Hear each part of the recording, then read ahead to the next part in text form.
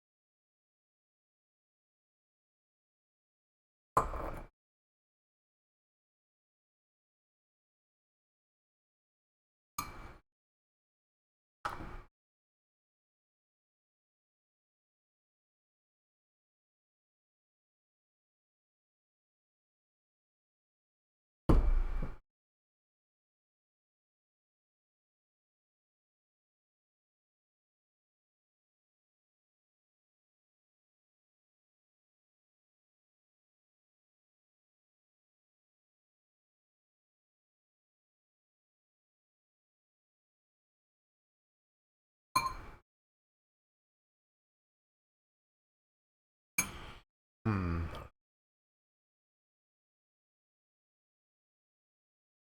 I think we had done a little brainstorming on how we could put Lord Rallick in a position where he would need to um, give these people, something.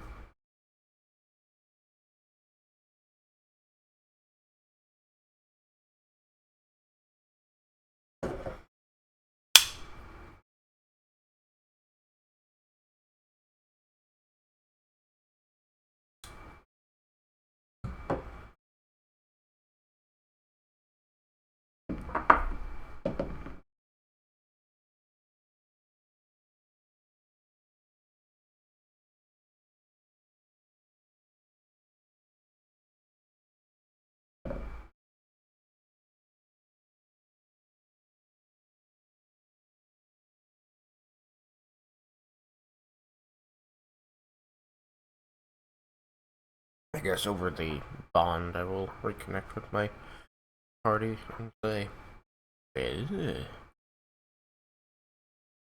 we've gotten to know them. I think that they are trustworthy, and I think that their cause worth contributing to. The question is, did we want to deal with this? Do we have a way to try to help them with it now, or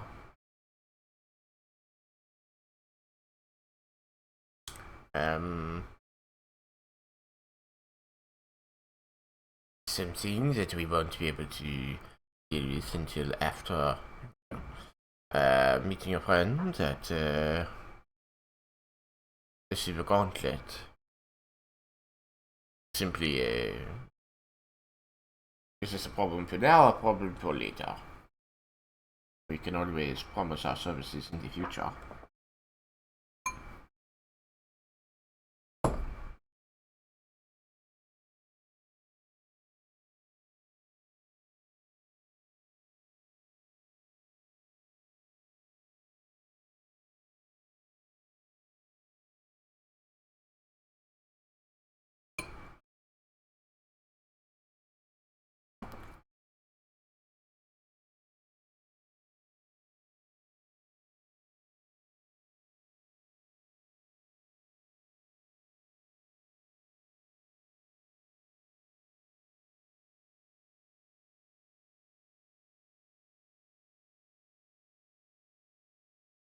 I do not want to speak for the group, but I certainly want interested in helping them together in the future.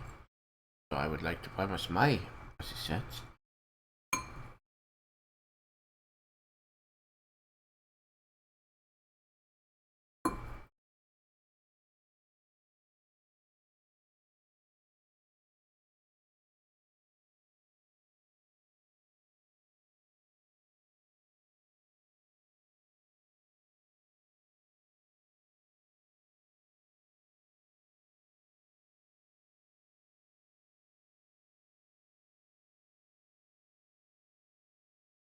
I remind you that our goals are going to cross in different directions before too long. So I believe that this would be a good first step for me as a cleric of Illustré. Already begun to make a name for her here. So I would be glad to come back here. That is not your goal, then when we separate.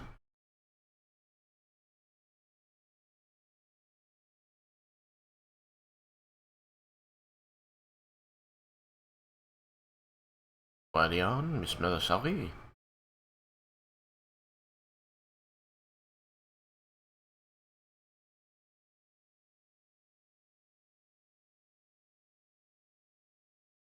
I have not heard much, but you're also incredibly quiet, like the music is drowning you out. Yeah.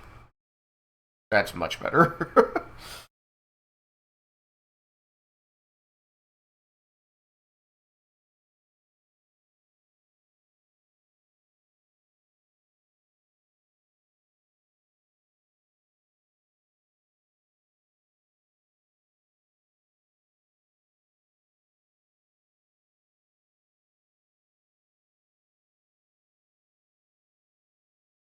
Mm-hmm. Alright then. Yes. But then perhaps we are able to leave it at that. Our assistance has already been promised in that case. And forgive me because I just couldn't remember the exact things that had happened last time. Um,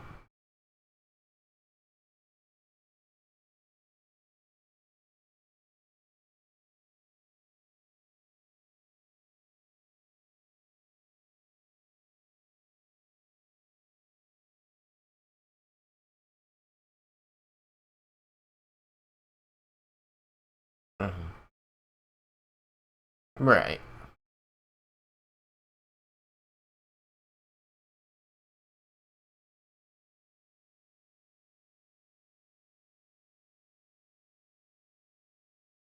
Yeah.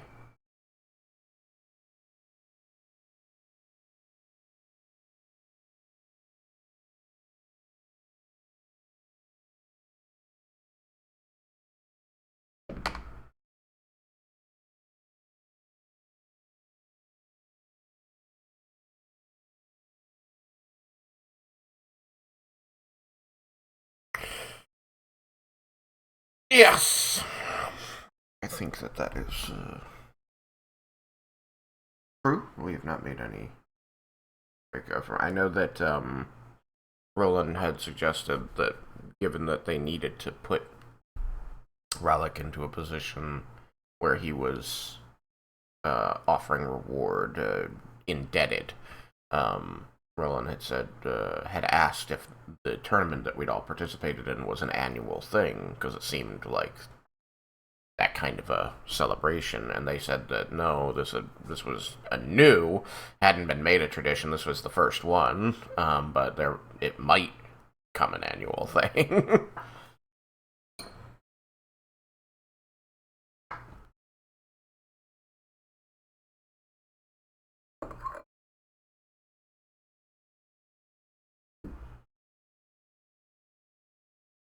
uh, Uppers? Oh,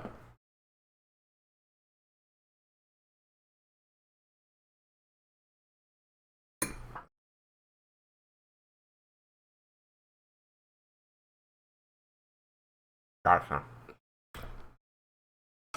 So yeah, um, Roland had made that suggestion, and it had been shot down. But,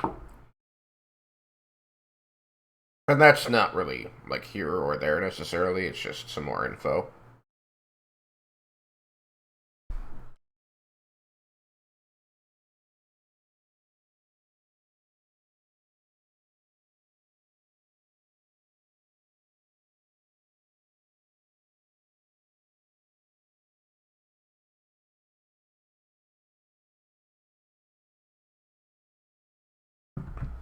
I'm just looking for like an elegant way for us to, end the meeting to move on to the other things we need to do. Then, since this isn't something we can deal with in the immediate.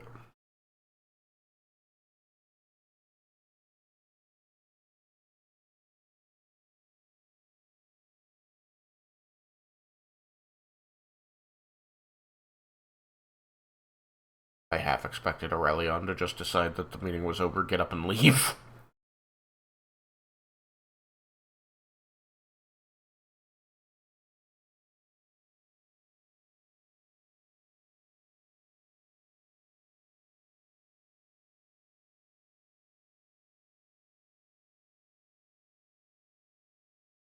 Oh, got you.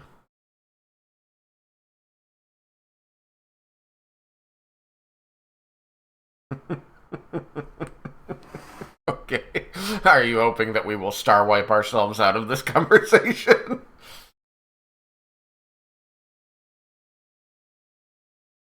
Yeah. Cut to the new scene. Yeah, star wipes the scene transition.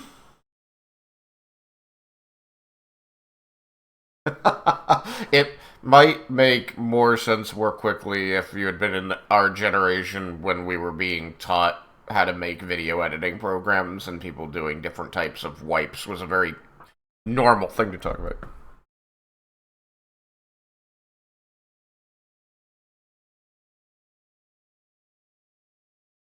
The connecting thread was we want to be out of the scene.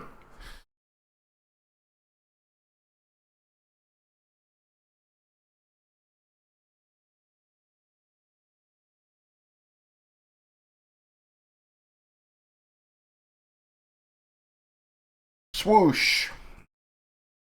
And now you're in a new place.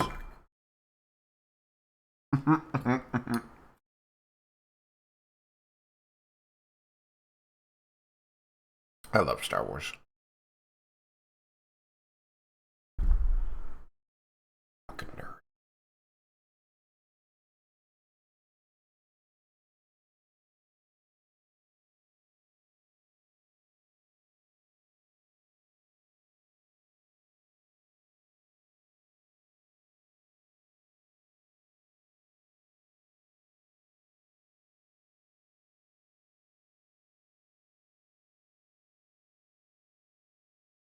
Yeah.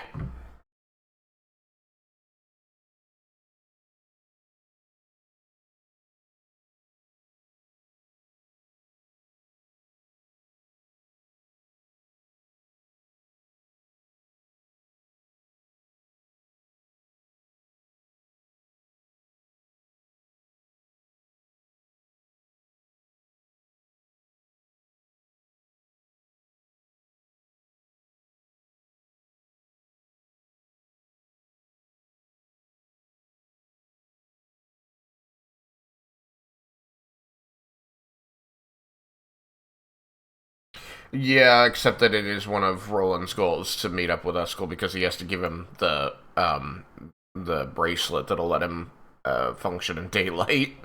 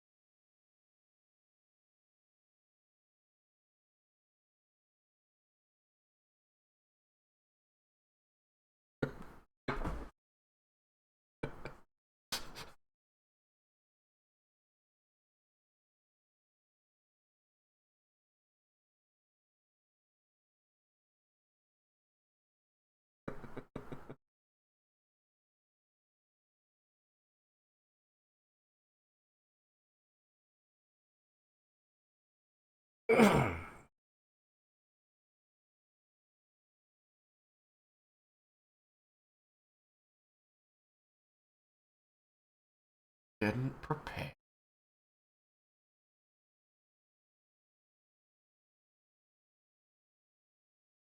Should I be leveling up my characters to 11?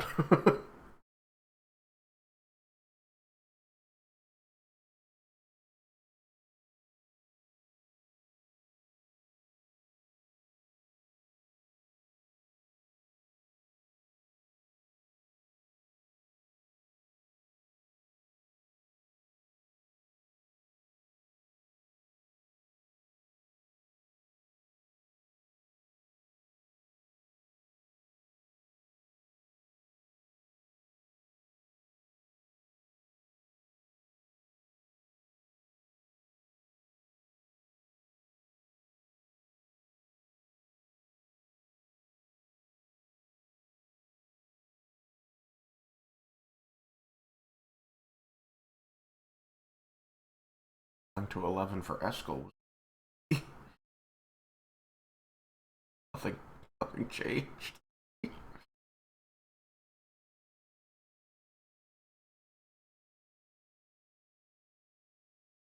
Yeah. I thought maybe I'd have another spell that I could memorize, but I was wrong. Prepare, I guess.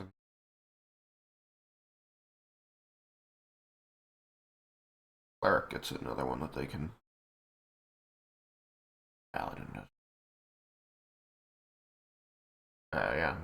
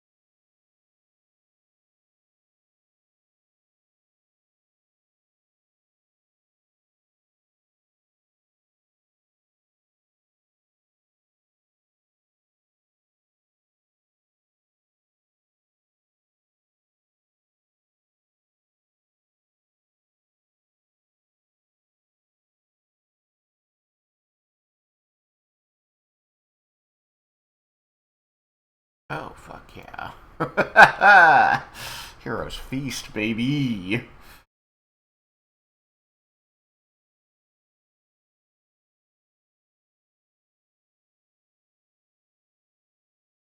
Oh.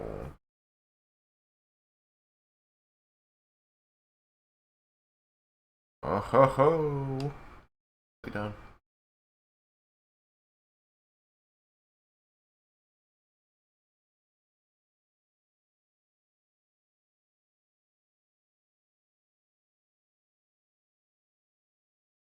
Are more organized than the bivouac I created for LR. But those were not soldiers.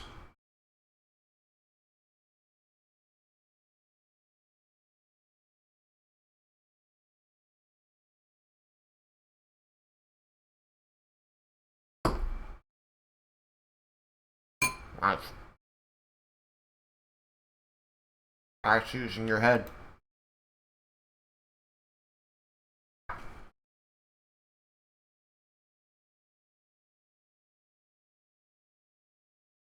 Yeah. I always just say, look, there's a lot of people here. Imagine them.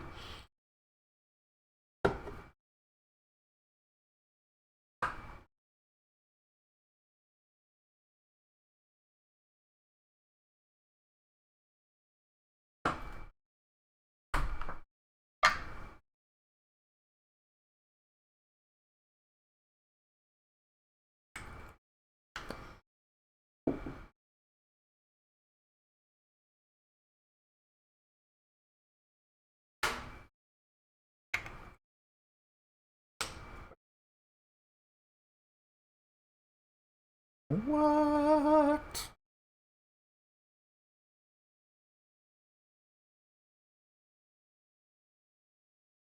Hey, Dirk.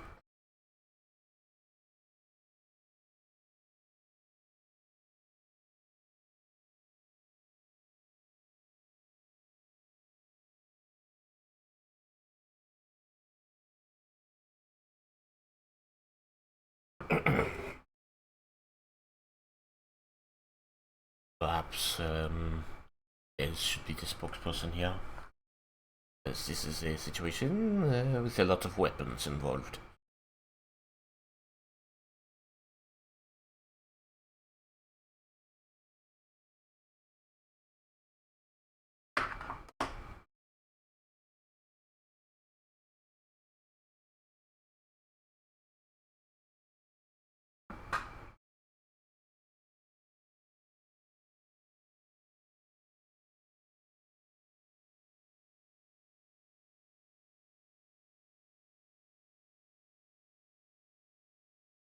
Sick for this board.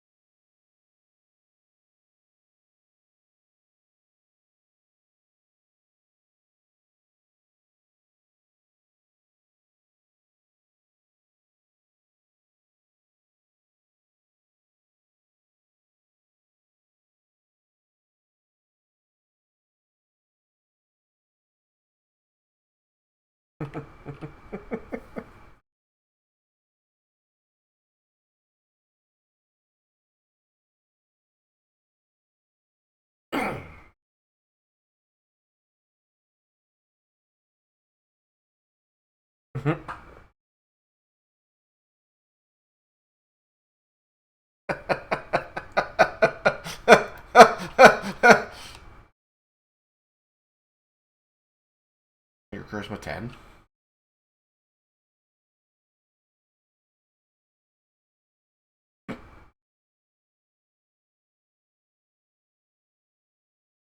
I have 12. Roland's got the best charisma, and he's still like, probably shouldn't be me talking. He so often has been, too. I think he's just kind of gregarious. I think that's his own fault.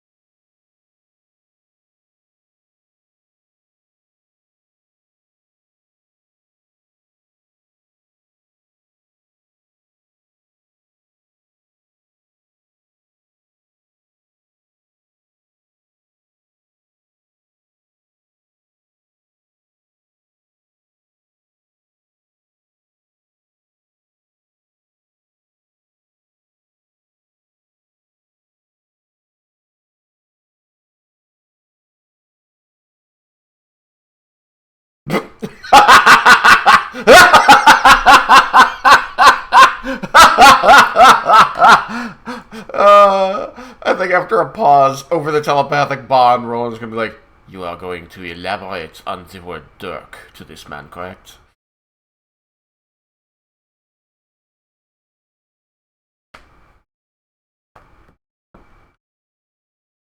Oh, it is Dirk. I apologize.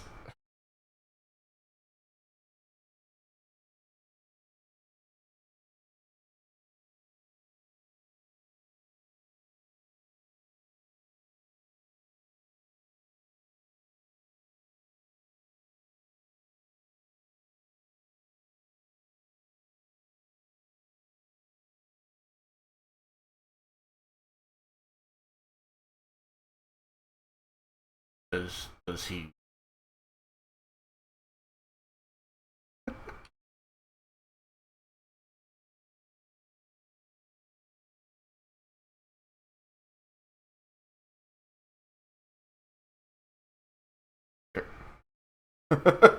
Dirk remembers a time there were 3 more people that are not here.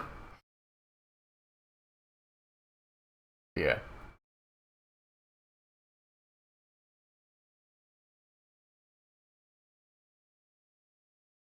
Yep.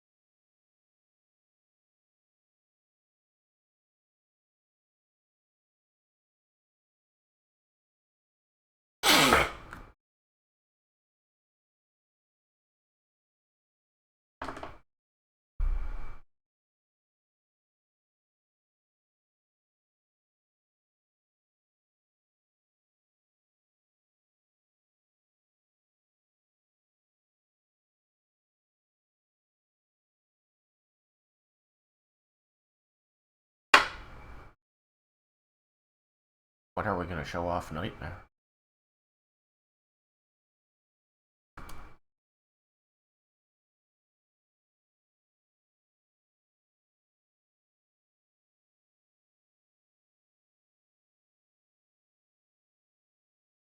Probably sooner is better than later.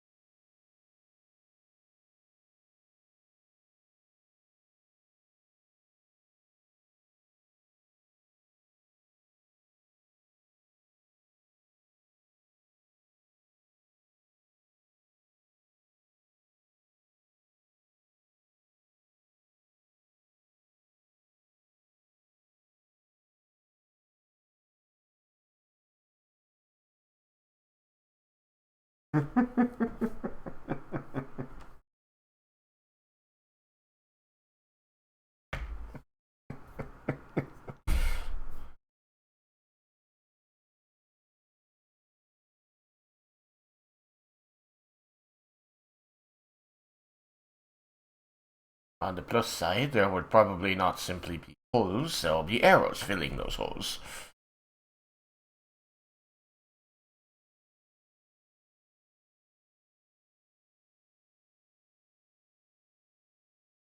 Well,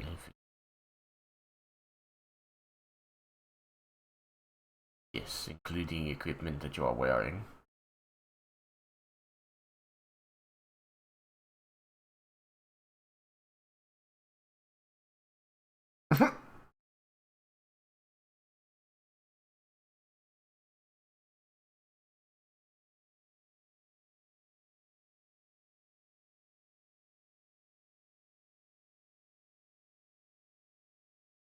I believe that went exactly as could have been predicted.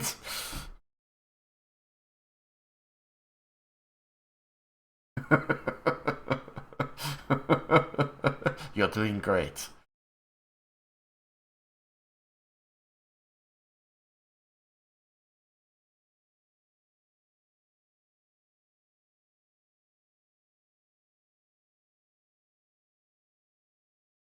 At the side of his face.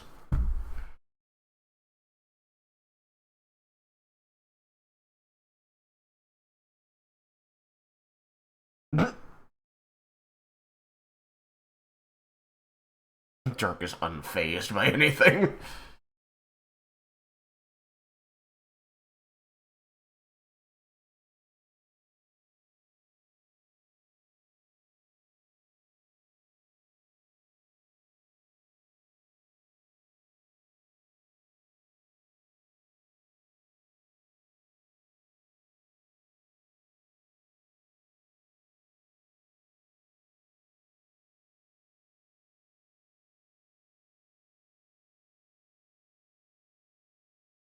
I like their stone golem guardian.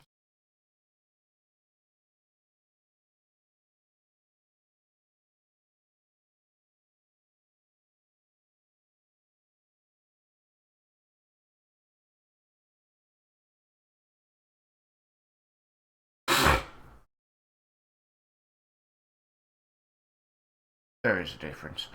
Um, Ask him if he remembers me.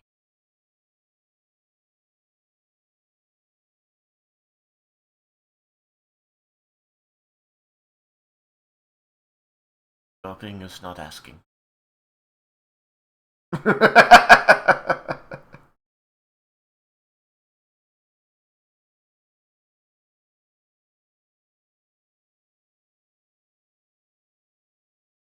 Who's Kate? Uh. Oh. I didn't realize that.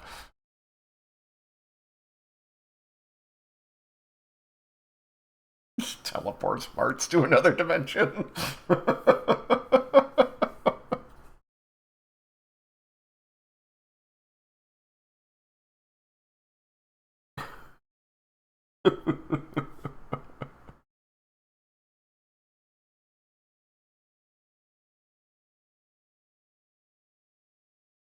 I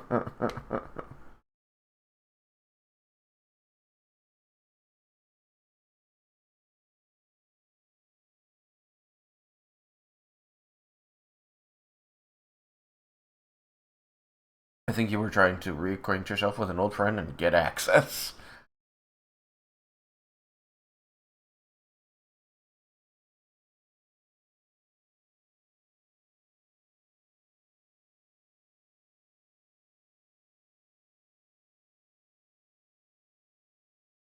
It's been a while.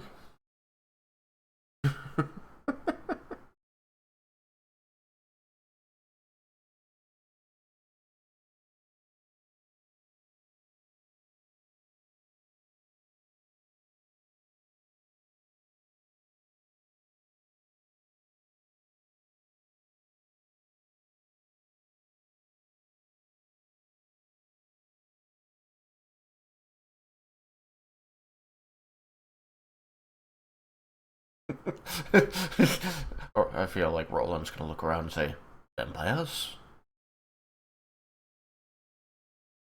I was not informed there would be a risk of them.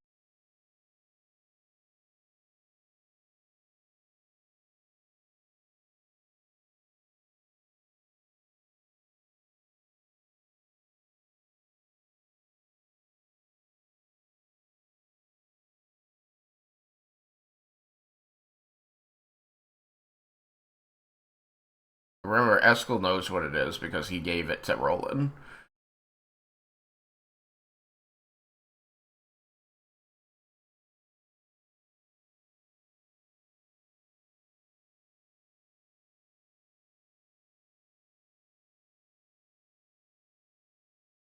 He wanted a different shape. Like, he was given a ring, he wanted a bracelet.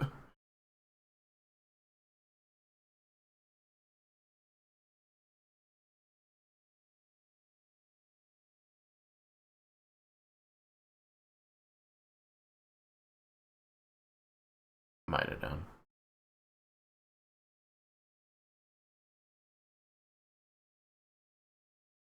Nice of him.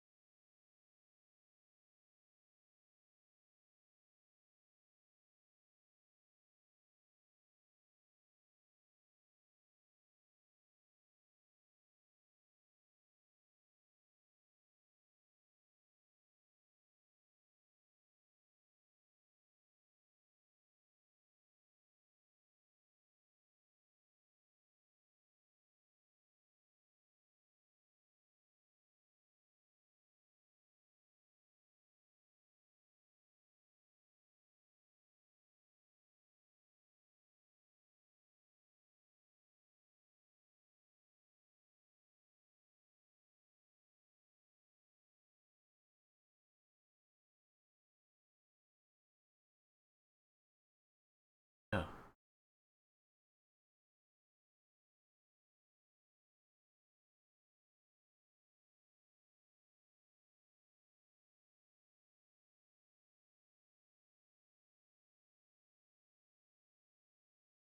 Fancy pants.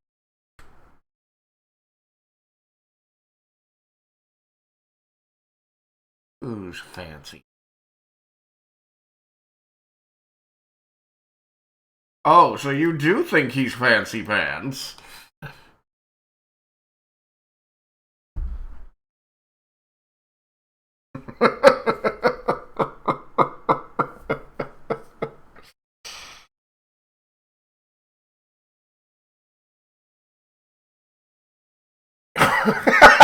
He's just up on the wall too.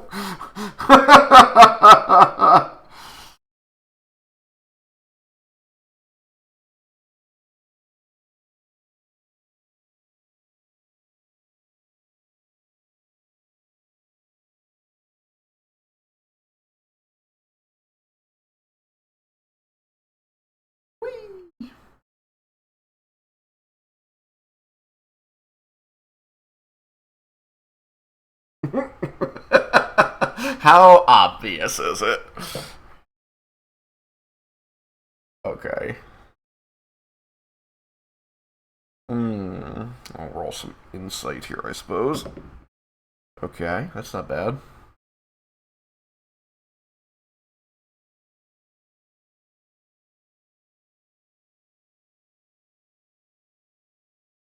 Insight is a 21.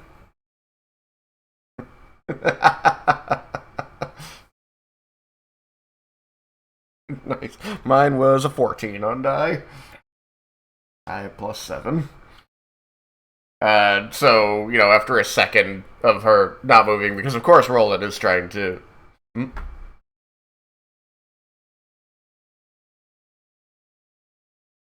The second was just. It was long enough for him to notice.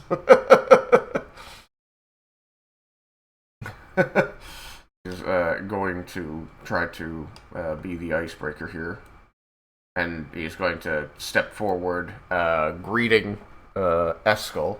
And on his way past, he's going to reach out his left hand, putting it on Miss Malasari and giving it a squeeze and a very light shake, before smiling broadly, saying, "It is very good to see you, Eskel. You are looking well," he says, kind of examining the man's face, really taking note of some things he doesn't remember. Now, are you going to play Eskel here, or am I to hold?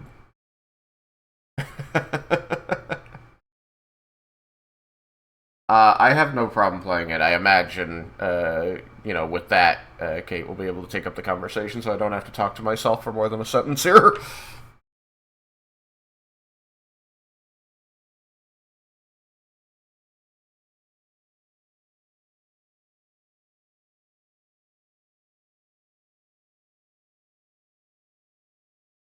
Um, so, looking, and he pauses before he says, "Well," a little questioningly, and you'll see that Eskel's going to raise a hand to his face and says a little sheepishly, "I mean, not much worse for wear. A couple new scars.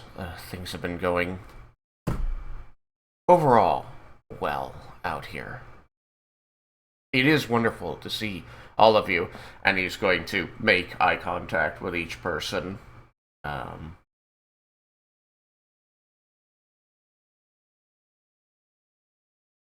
and smile.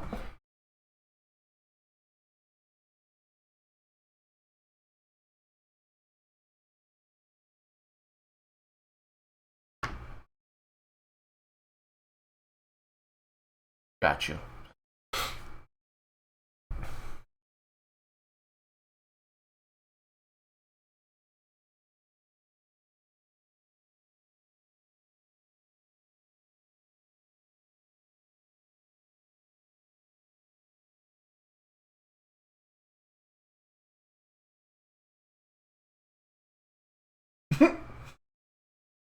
He's going to, bringing his eyes back to her, he's going to smile for a moment. You're going to see him, like, suppressing a bit of a chuckle. You'll see his shoulders rise and fall for a moment. He'll say, "I'm also glad I'm not dead." A little, like, his eyes kind of roll a little before he, leans out and says as an aside, "Now that I know I have much longer to live."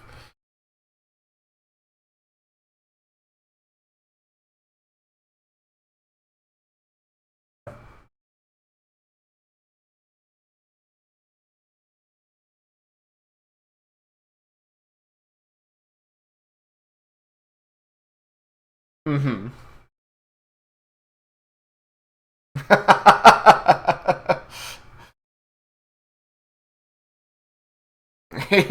I think that he would return the arm touch, to show that camaraderie. I imagine it's been a while since everyone's seen each other, but he's also kind of been here with the army, which has sort of a different kind of dynamic. I imagine the soldiers are all kind of uh, there's a lot of brother and sisterhood here. There's a lot of that connection is expressed physically. So I think that his time here would have made him a little bit more bold about things like that. So I imagine, he's going to return the arm touch that you give him, but you're going to feel like just a little bit of pressure there as he's almost seems to be trying to pull you gently toward him.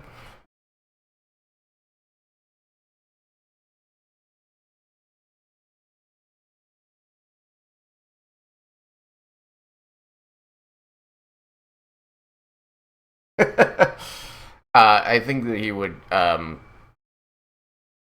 be giving you this, kind of hug with the back slaps that the soldiers exchange. It's not tight, but it's one of those, like, hey, kind of deals. I'm just saying, it really is so good to see all of you. Are you well? And he's gonna, quickly release you, of course. Like, he's not trying to hold you prisoner at all. This is just, like, you can tell he's giving you his army greeting that he's been used to over the last several weeks that you've been apart.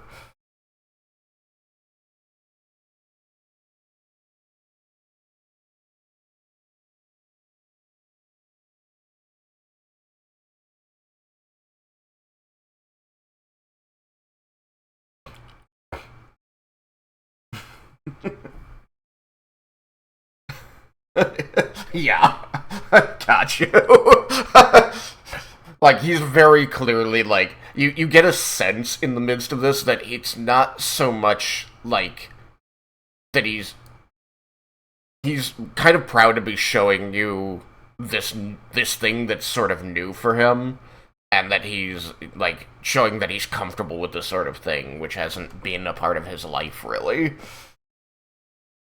It's almost like in a similar way to like when Roland was really excited about like the cheers he was getting. This is sort of like, look what I can do now. Look what people are willing to do with me now. This is what we do here. I imagine that's the kind of emotion that's coming off of him. And he's going to like, but he is going to. He is going to, once you've broken, he's going to go and do the same for Roland and Aurelion.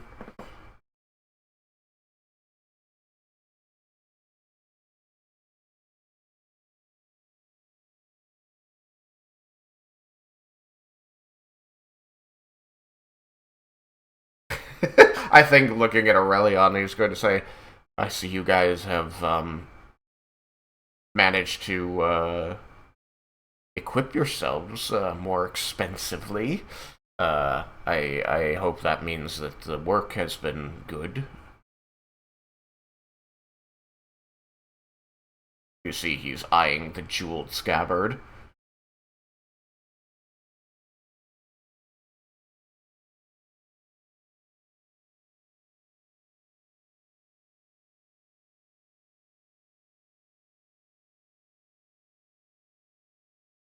I see. Yeah, hang on. I see Jebel lighting up, but I don't hear anything. Are you talking right now, Thomas? Okay. He clearly thinks that like you guys have just like come into good money and decided to buy fancy things. He doesn't know the importance of it.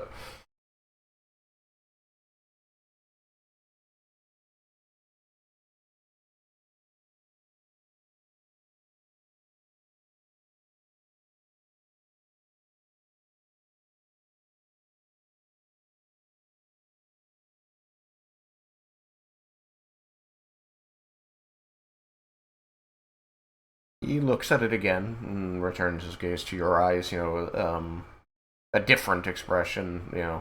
There, a bit of pride, and he just says, "Oh, I'm sorry that it was misplaced, but I'm very glad you found it."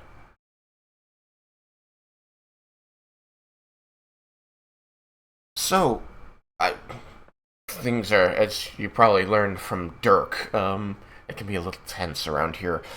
We've been fighting back the forces of Tiamat, and he kind of gestures out. I imagine it's to the west here, to the east, I should say, but west on my little compass on the corner.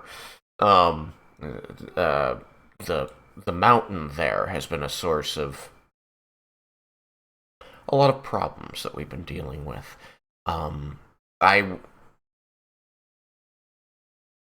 then I will gesture to the south, um, and he'll say, "But if you guys are here, to catch up to visit, um, and you're interested in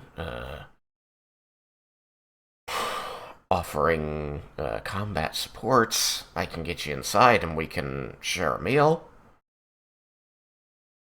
Just have to be, that's the caveat. You just have to be willing to commit your arms to them for a little bit. Fighting a lot of things. Fire elementals. Well, just I forget. Does Eskel know about that sword? I don't think so either. I think it was acquired after he was gone.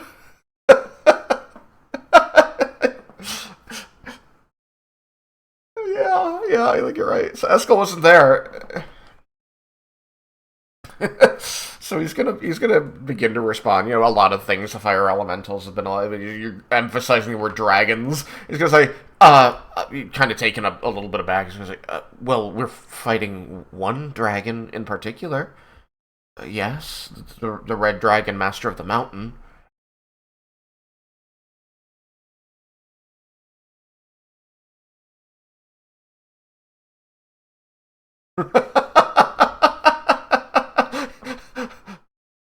Very dangerous.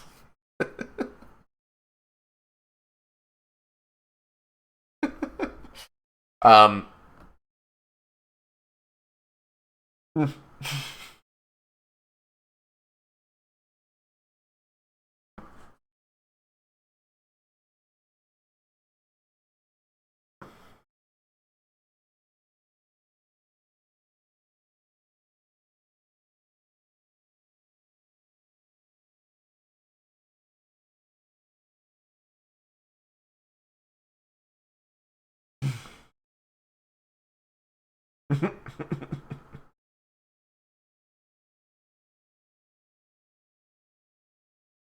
I also don't know what's being got at. Oh, Yesrian. Um, I think Roland would want to speak up at this point since he was so involved in getting the sword away from Aurelia the first time. He says, "Remember that knowledge of any dragon, part of the curse. Maybe it's safer not to know if a dragon is there."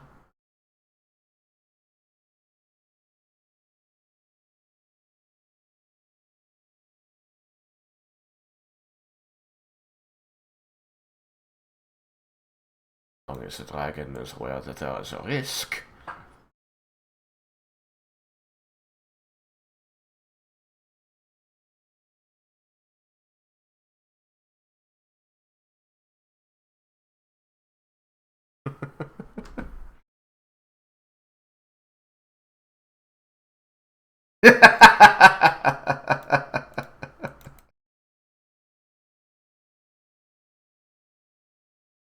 Just needed the sigh.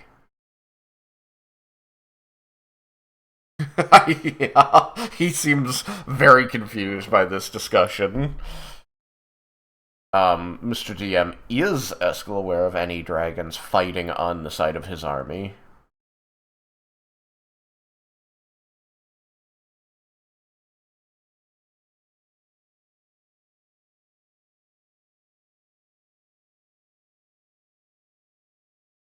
Mm-hmm.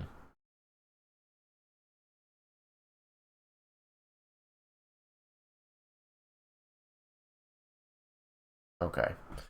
I think that in the midst of that discussion, then, while these two are clearly trying to convince Aurelion of some thing involving dragons, um, as Eskel's going to say rather innocently, "Oh, well, we're trying to convince some dragons to help us with this, but effort's only going to be put into that in certain circumstances.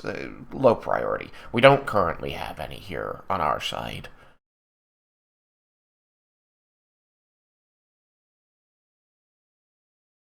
I distinctly remember the if you're aware of the existence of a dragon.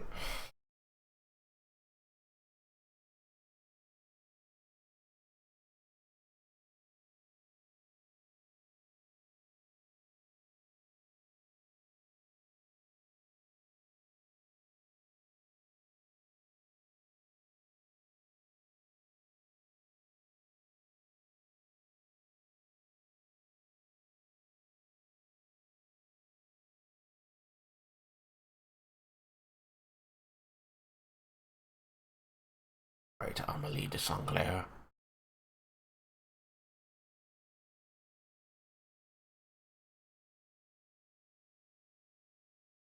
I couldn't remember her first name, and of course I was remembering it as Emily.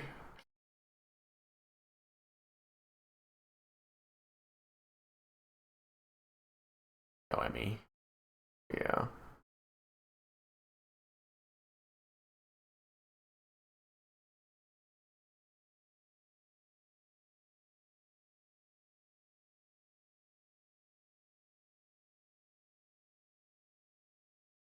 Jordan.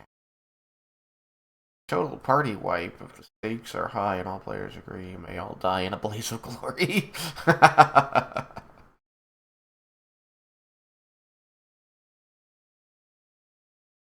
Die in a blaze of glory. Why did you flash, little guy?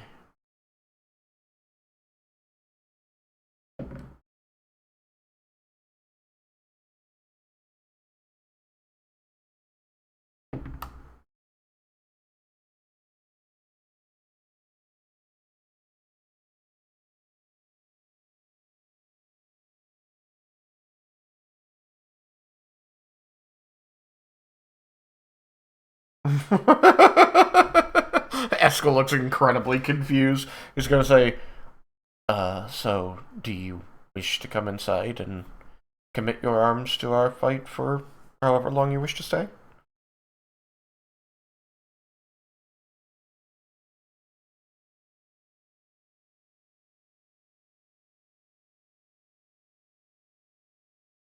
Excellent.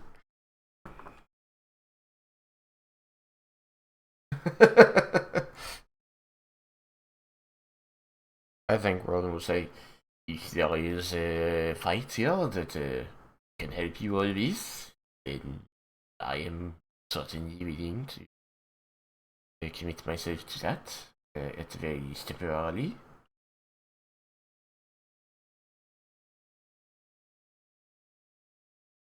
Uh, Eskel's definitely going to raise an eyebrow at that.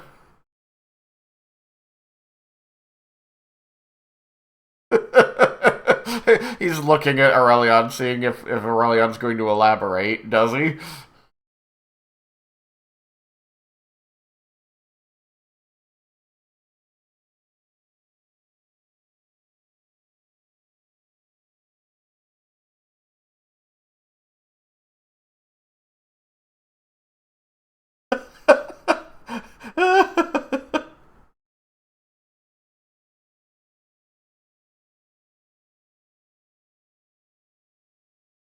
You were.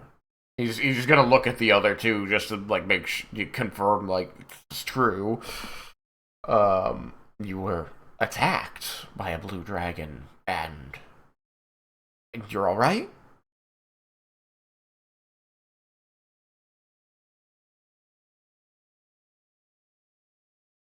He's going to. There's going to be like a bit of a dawning expression as he says, "Ah, yes. I suppose there is a bit of sense there. The desert is known to be dangerous for its population of blue dragons.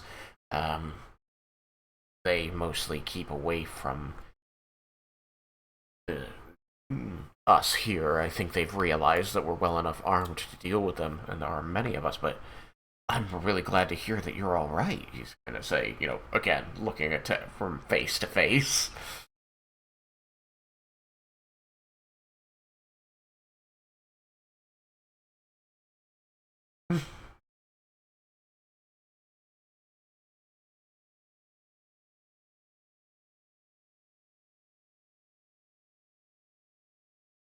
Well,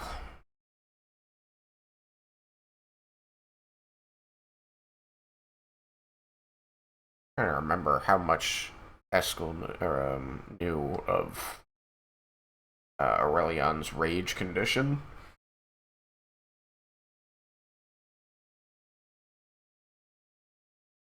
That sounds like him. So I think he's just going to say, Eskel's just going to say, so you're still experiencing memory loss.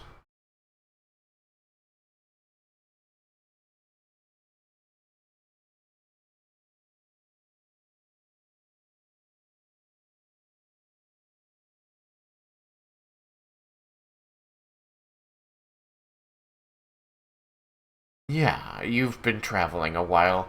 Let me offer you a place to sit and some food.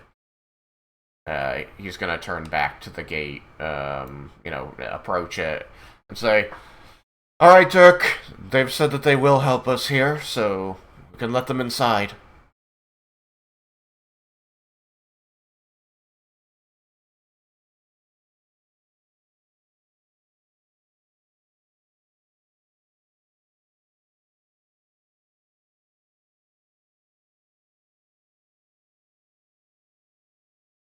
He's going to step through the doors and then turn back, gesturing like a welcome, like, please, this way.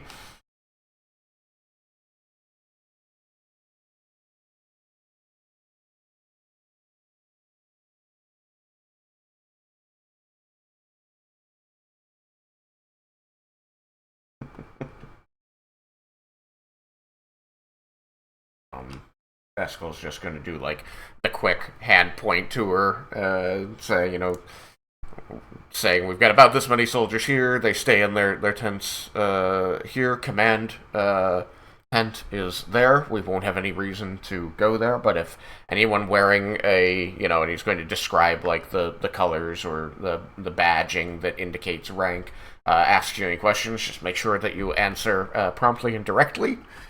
And you've committed to me, so I have to report that to my chain of command.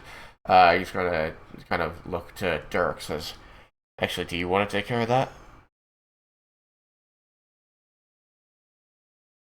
Thanks, buddy.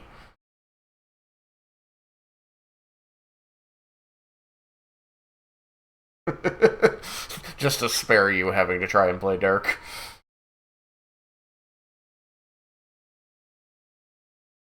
Um, but we can set you up with accommodation over here. This is where we place mercenaries, which will be for the time being. And we can take our meal over there. I imagine it's like somewhere around lunchish, right? All right.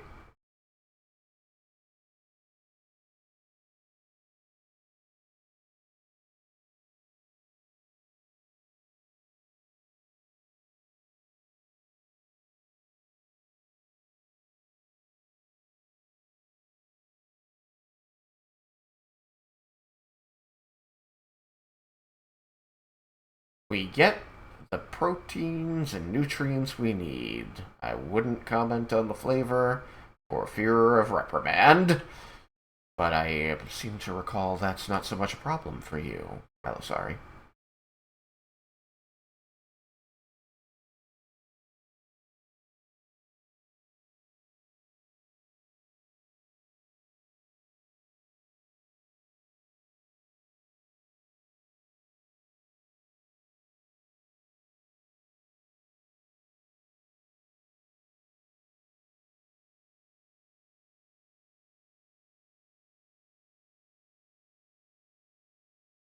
I thought they didn't have any clerics here at the moment.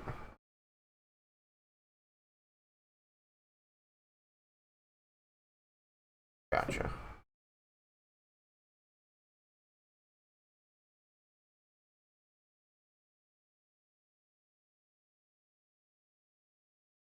Then I will change what he says to. That was true when we were receiving regular food shipments from the cities, like Arcosia. But with the uh, recent activity at the mountain and in the desert between, making the roads more dangerous, we haven't been able to get as much lately, so we've been relying more on the cleric spells, which has been decent. It also saves us a lot of time cooking.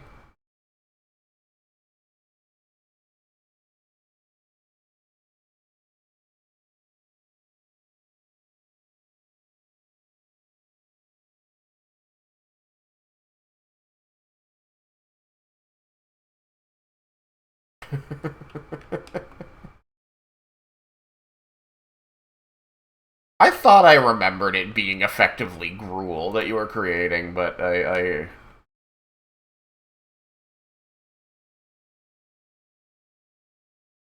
good.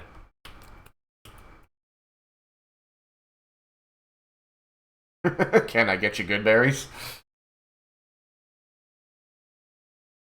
Oh, yeah. You'll see that kind of sheepish grin again as he says, I. It's not the worst food, but as I recall, Melisari, you shouldn't have a problem with it.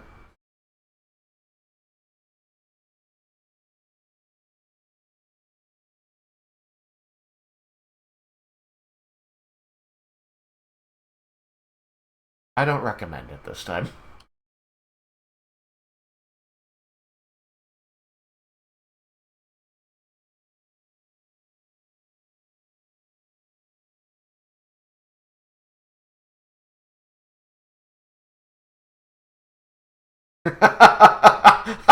Like Asgul is taking it very genuinely, and he's currently, you see him sigh and close his eyes. You imagine he's imagining some dish he used to eat that was flavorful. The soldiers are being lascivious, and he does not notice them.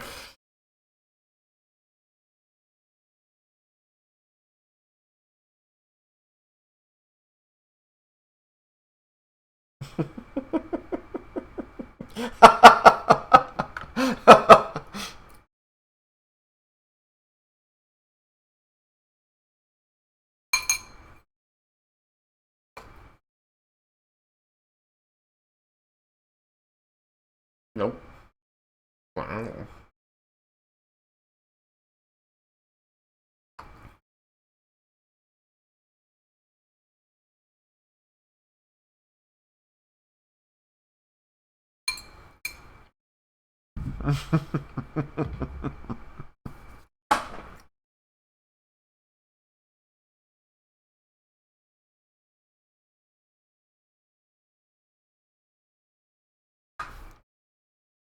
I guess some elves' taste runs dark, huh?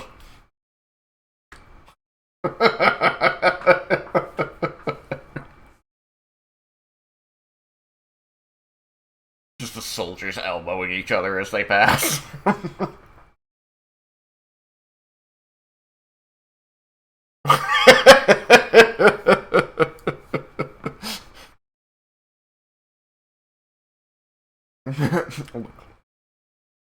Looks can kill.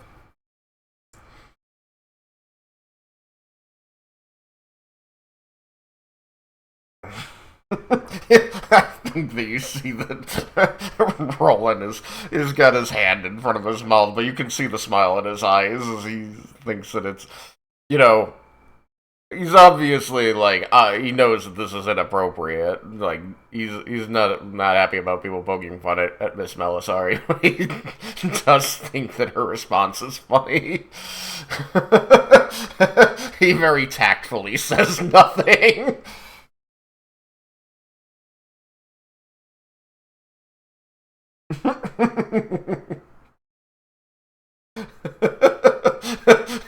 You see, Roland makes eye contact.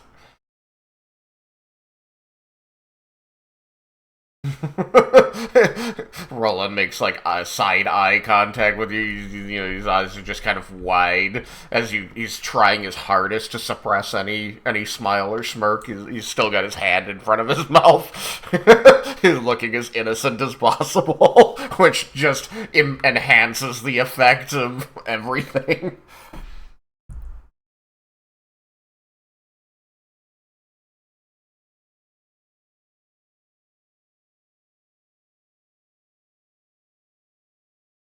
I think Eskel, having noticed nothing, is finally going to say, "It's been a long time since the temple on the Isle of the Gods, where Srizar used to make this roast." Oh, my mouth is watering. My own real life mouth started watering thinking about it. Yeah, I haven't ordered lunch. I guess it's dinner at this point. Srizar used to make this. It was a side of beef, and he had spices from all over uh, the southern nations, which means that we might have a supply of the spices somewhere. Check.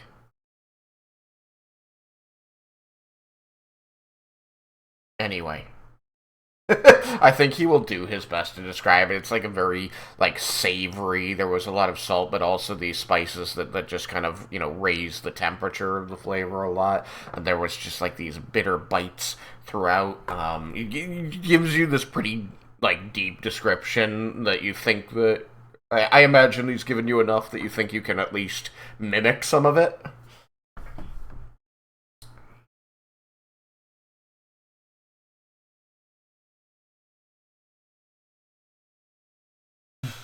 Long and hard.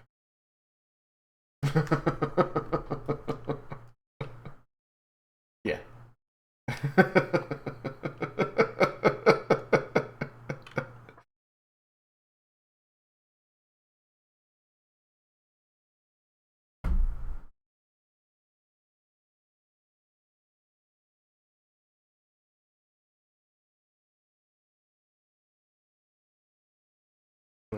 Thought you were going for like uneducated and Lisa. I'm like uneducated. She's the most educated person of all of us. Eskel's the least educated. Well, I guess technically Roland is the least educated. He is. He is. 600 years of experience.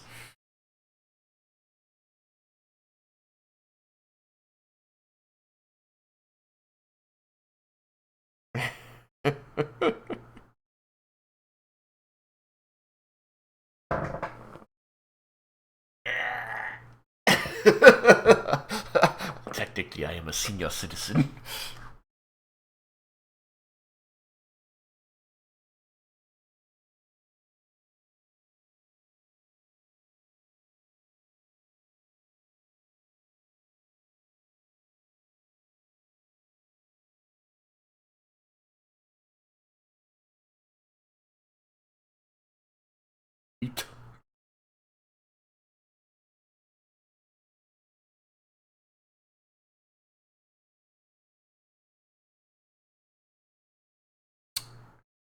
I can think of a bunch of 3-5 rolls that would help. Trying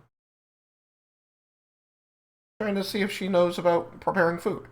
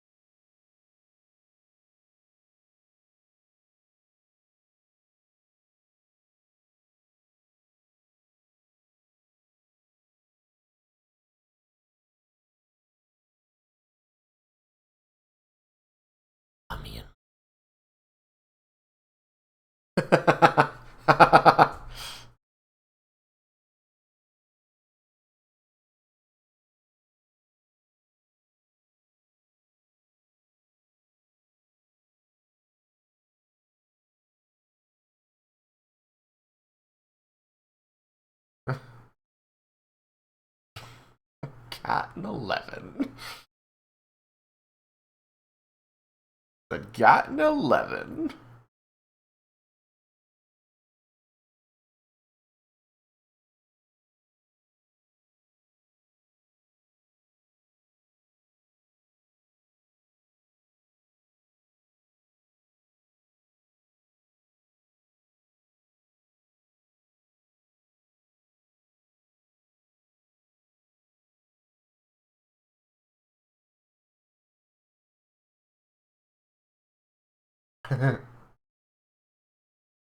Get fucked.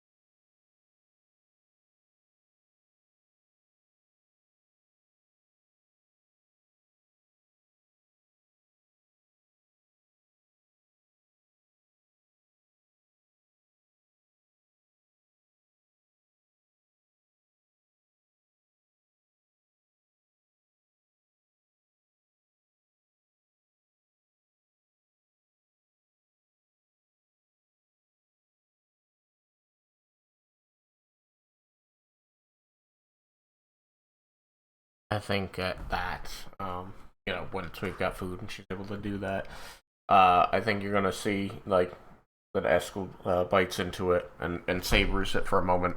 There's just like, let's see how well. Da, da, da. Oh, okay. What's your insight? Let's go. Okay. Does your insight beat a 10?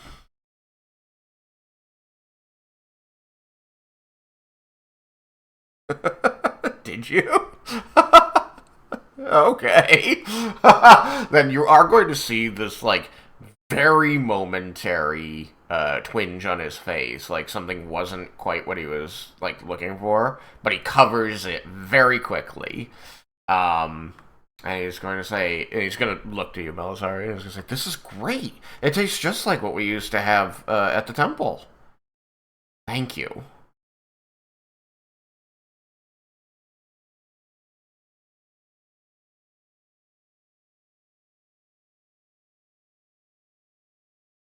Motherfucker. Well, saying it's extremely good is not lying, because it is good. This is amazing. Thank you.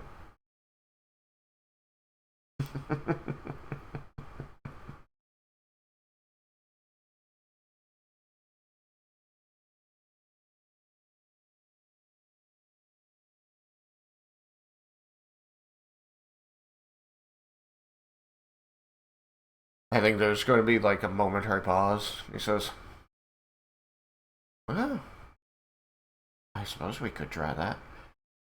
I haven't sent to Srazar in a year."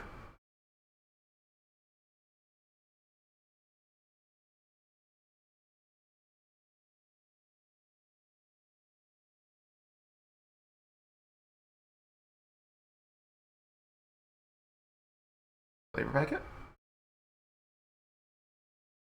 Flavor packet? Did you lose your flavor packet? Yeah, well, I didn't. I'm not the one with the crinkling flavor packet. I don't know if it.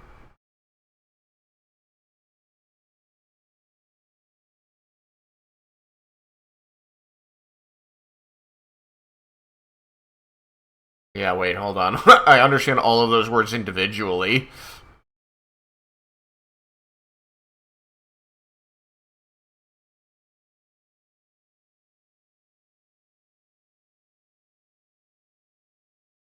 I feel like our cultures use the word sherbet differently. Because, yeah, so for us, sherbet. Yeah. Like, I thought that's what you were talking about, but I was confused by the word sherbet. Because here in the US, sherbet is a non dairy, like ice cream, basically. It's a. Uh, it's sherbet. No, it's actually not.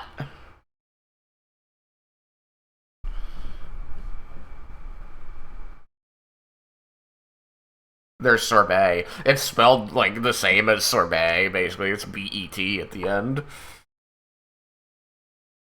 You've got BERT. In America, it's ET. We just, kids usually pronounce it sherbet, and so. Like, I said sherbet for all of my childhood, then learned it was sherbet. Okay.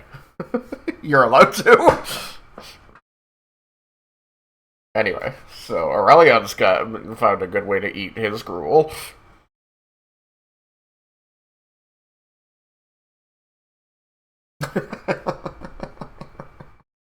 Not my fault.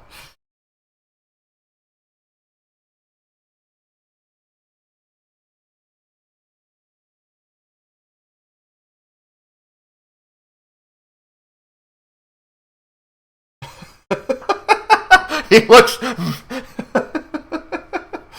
Yeah. I would say that initially he's very uncomfortable. Like pressing him to give criticism, he looks very uncomfortable. Like he very much doesn't want to say bad things about it. So like when you start pressing him, it's like, no, it's really good. I like, he starts describing the flavors about it that he likes, avoiding like the why it's different from what he was hoping for. Like you really have to press into him, and eventually he'll give up and give you that info.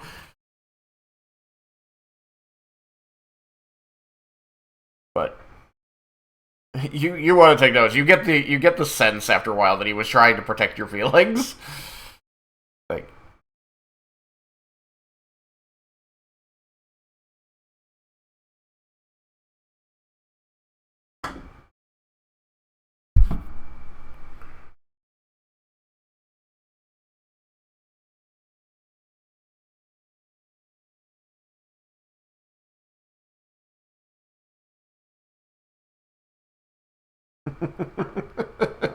yeah, that's probably when he eventually caves.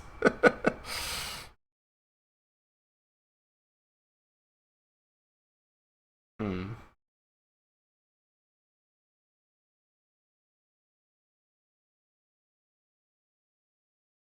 Yeah.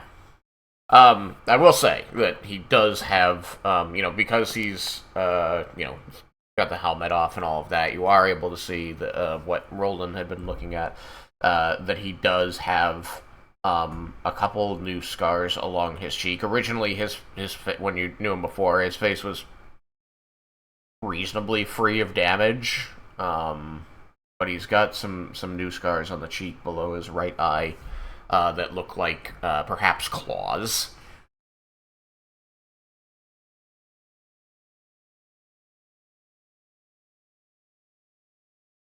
You can also see that they're blistered around the edges, like perhaps they were on fire.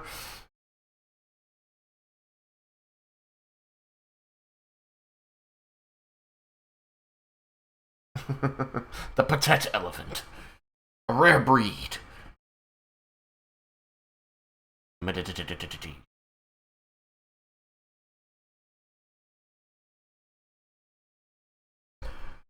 Um, just in case, you're interested in, like, whatever story his body is telling about his time here.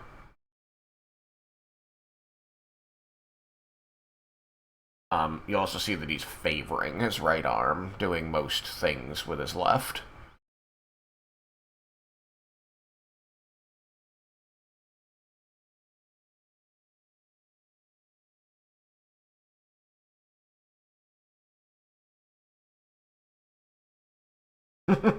That's fine. Just giving you the information you'd have.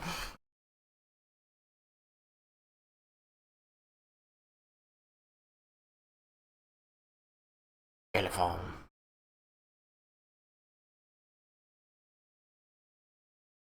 A little pachyderm.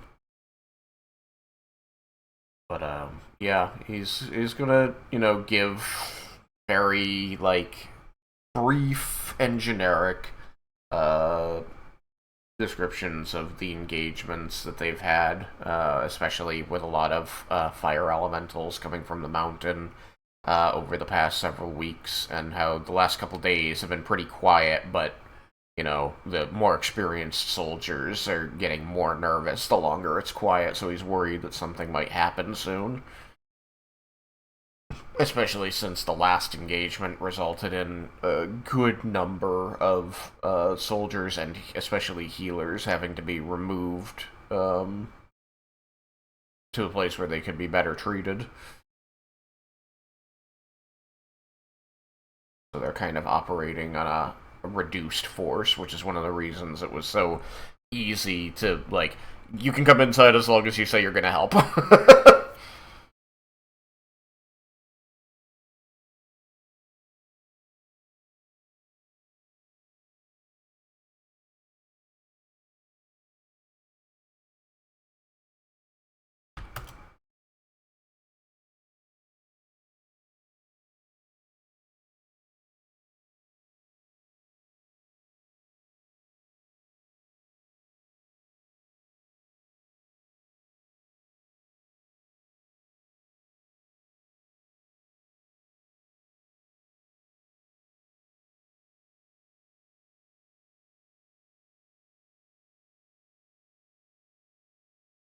Out of you lost your look on your face.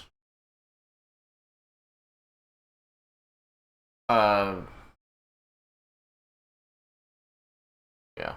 All I know is that we're in the southern continent over to the east.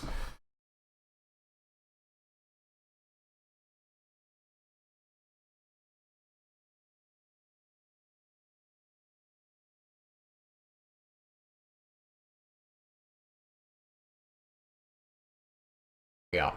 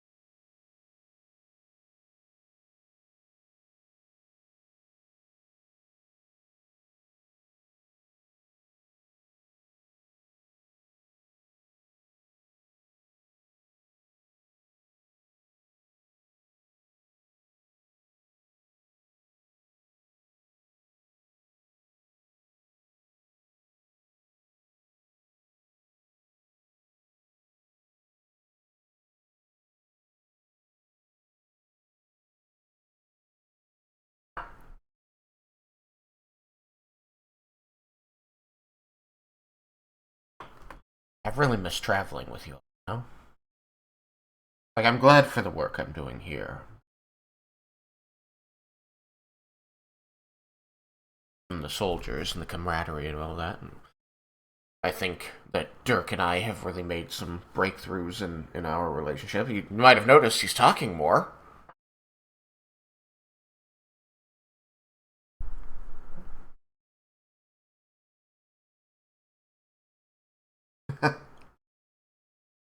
He's still a little out of his depth on those, but he's getting better.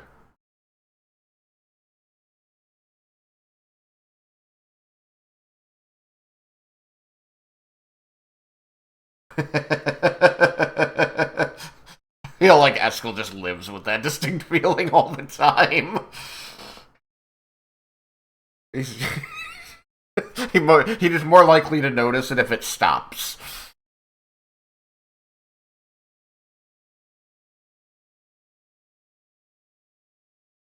But Dirk and Eskel were gone by the time the party had its final showdown with Atlas, right? Yeah.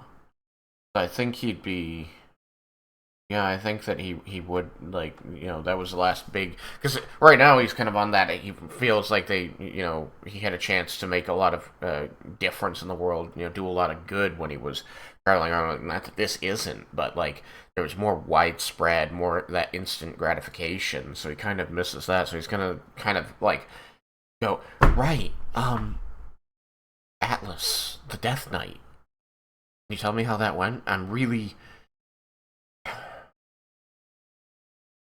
I really wish we could have been there for that, with you. Do that with you. Sorry we had to leave.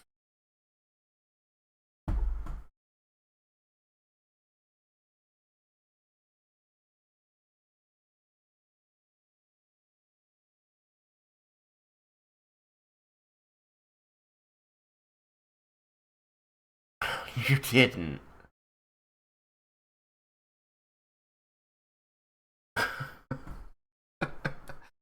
How did you get a hold of his wife?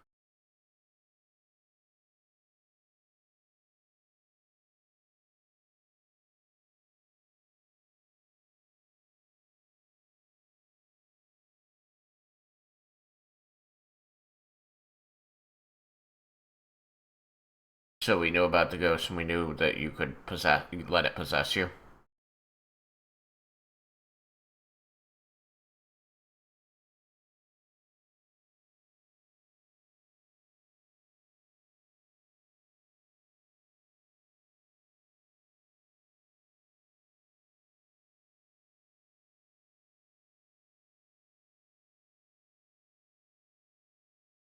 I remember that we were sharing the protection from evil and good, so a bunch of us couldn't be possessed, which is why Al had to do it. Or Al.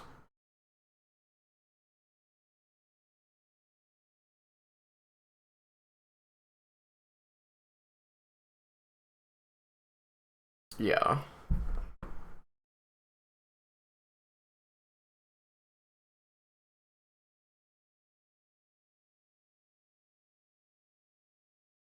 Hmm.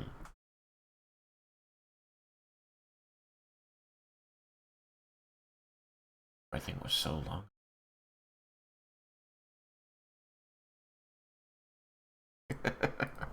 Yeah.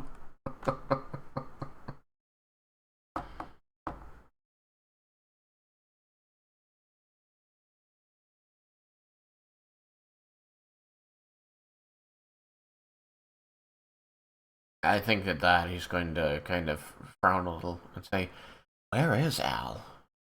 I imagine they would still be with you." Oh.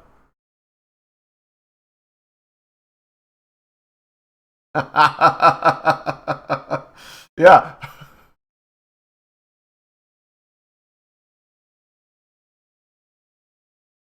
His only knowledge that like we were able to let the spirit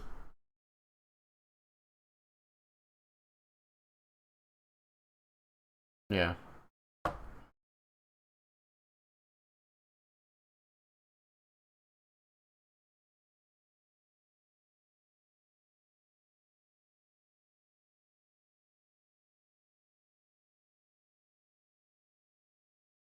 Mm.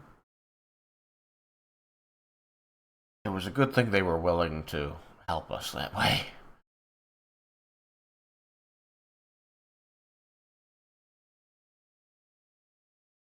I hope wherever they are, they're doing well.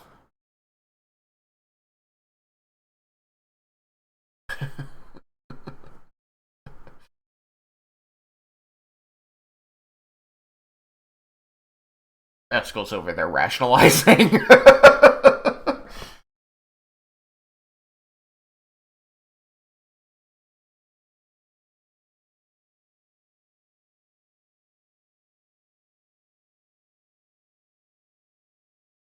Roland's going to say, I was glad of the opportunity to help you with that and to put to rest a man I held great respect for. Was It was both a good and a bad thing. I think that my presence had, so I've certainly been one of the people in that regard that you all have helped. Which reminds me, Eskel, you gave to me a ring that lets me operate sunlight, unlike the rest of our kind. And the man who was creating these objects made more for the rest of my people. As you know, he did not them, but we were able to get him to make one final one for you. I'm going to place that on the table and slide it toward Eskel. And Eskel's gonna, kind of look a little surprised, but warm to it as he reaches out, examining it at first. Says, thank you. I wish I'd been able to have this for that last fight. I'm really glad that they're working out for you and the rest of your people, Roland. He's gonna put it on, and you're gonna kind of see his whole body immediately like give a little bit of a shudder, and he looks a bit surprised at his wrist. He says, "Huh, the magic seems a little different this time. That didn't take any effort at all. That that's wonderful. You came all this way just to bring me this? I don't believe that."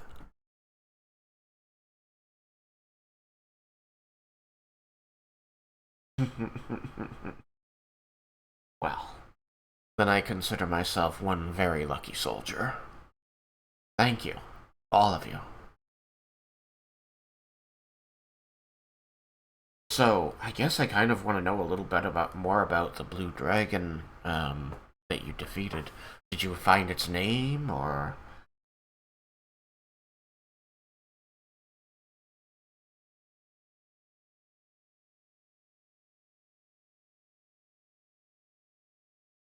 And the memory loss you've been experiencing after fights early on hasn't gotten worse? Or, it's just still happening.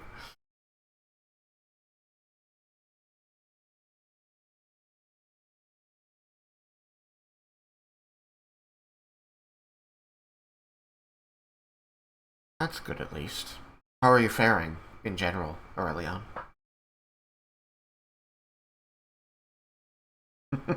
Faring well then.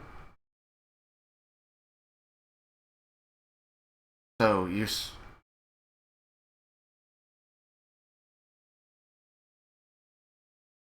if you'll permit me to pry a little bit, because I haven't been in your lives for a while.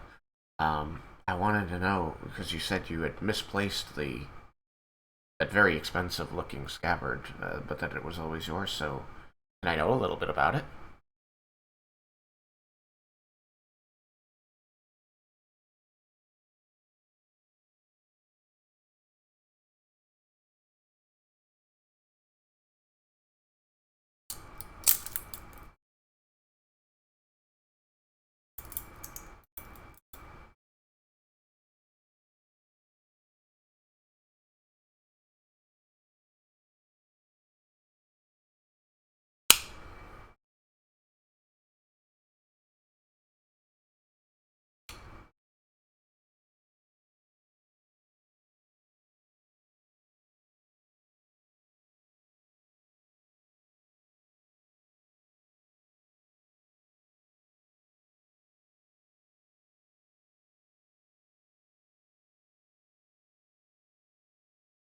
Put aside.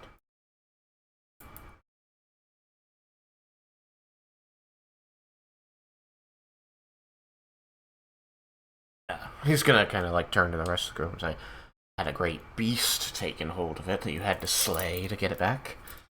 A grand adventure." Oh, my. What story to tell? Oh,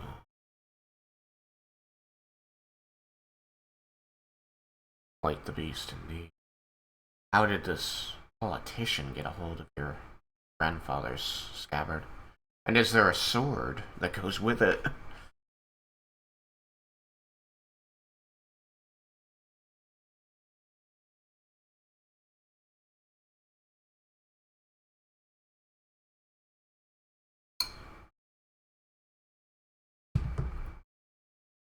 Hmm. Does Aurelion carry his current sword in that scabbard? Like, does it fit?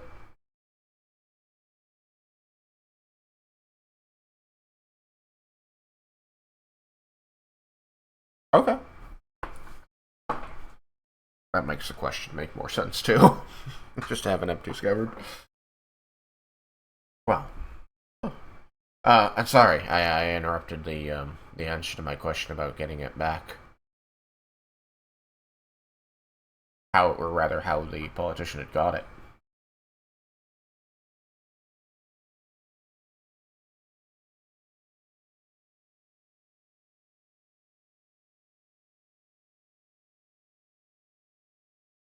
The pawn shop. But you had been part of that traveling band, and they had pawned it. They'd stolen it from you and pawned it.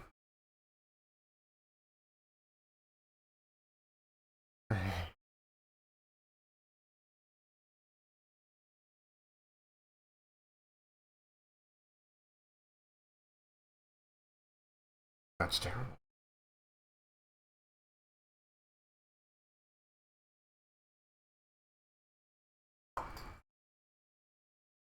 I imagine so.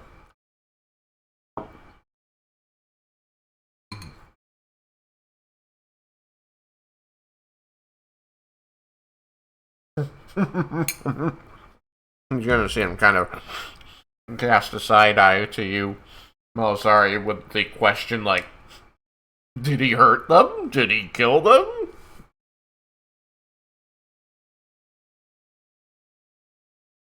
Yeah, exactly. They won't be doing that again. Very ominous. Hence the kind of like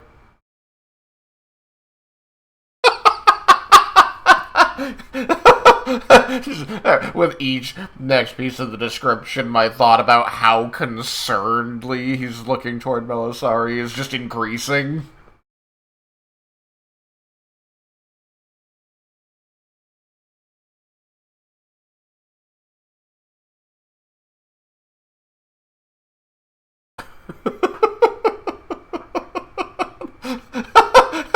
That didn't help at all.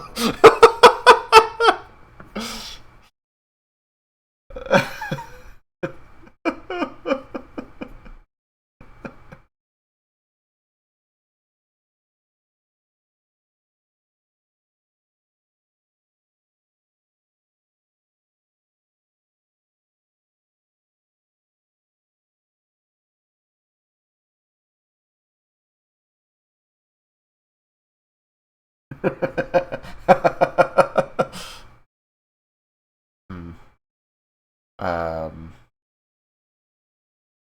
Trying to think here about the order of events because neither Roland nor Melisari were present when he learned of the scabbard being stolen, being pawned off rather, because he had met up with the old bandmate when he was with the gang. So I'm just thinking about, yeah, effectively, some expense. The casino, yeah, that was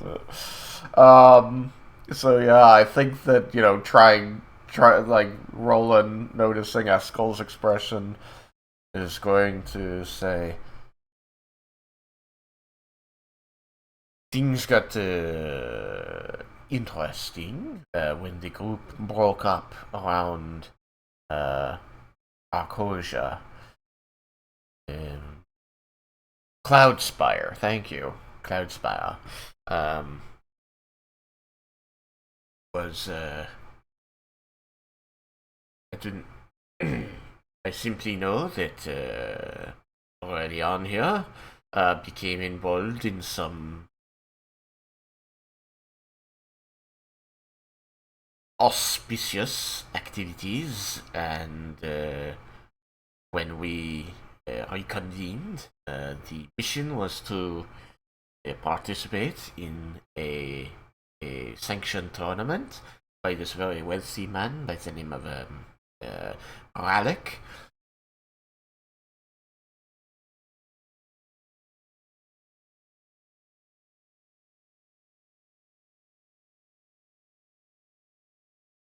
Auspicious activities.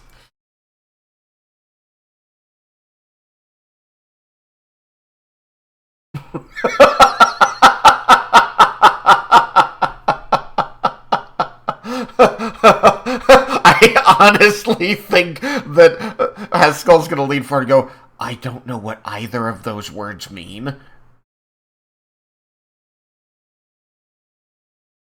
But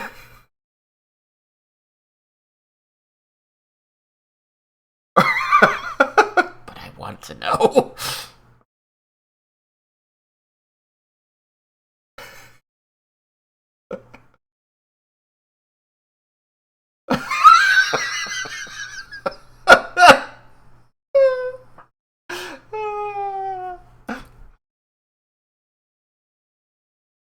Oh.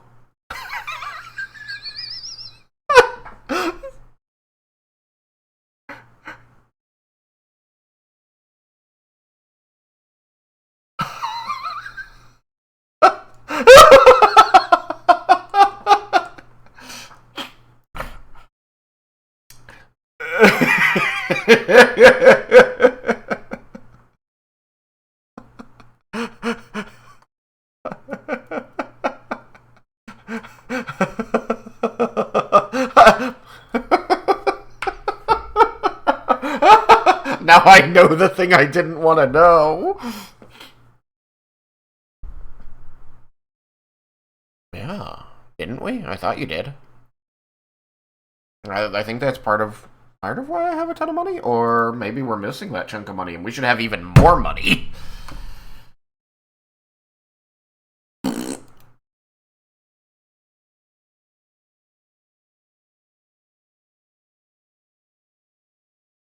Huh? Yes. Well, yeah. So a big part of the payout was selling the armor, the mech suit that Aurelion had for a little bit.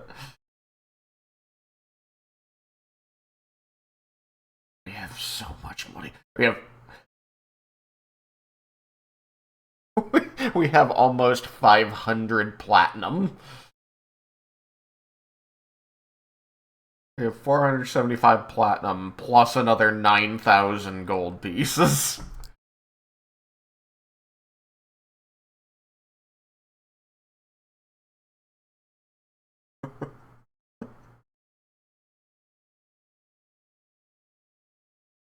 I spent 500 gold.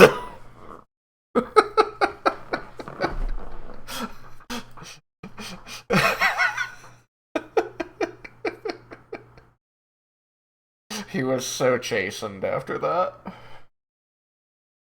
He had no concept of money, and then people were mad at him that he spent too much. Like, I'm sorry.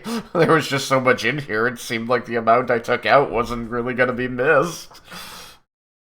500 gold pieces.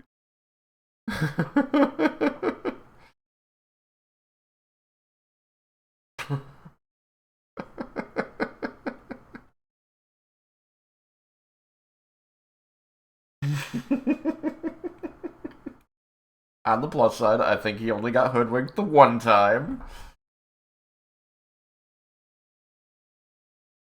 So, through all of this, I think Eskel, you're going to see his eyes widening as he's listening to this story that Aurelion's telling, and he's nodding along like he's not upset. He's mystified.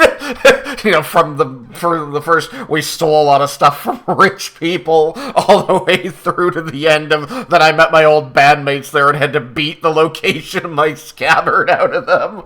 It's just like, wow, this is amazing, and like nothing wrong. He is not judgmental of this at all. He's just amazed. And then there's Melisar off the side going, "We can never go back to Cloudspire."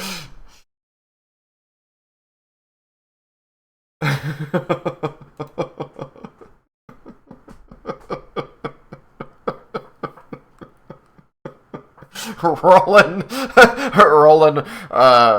for his part, seems to listen to this and nod along. You can kind of see his eyebrows moving in a way that he's like, yeah, this is kind of what I expected.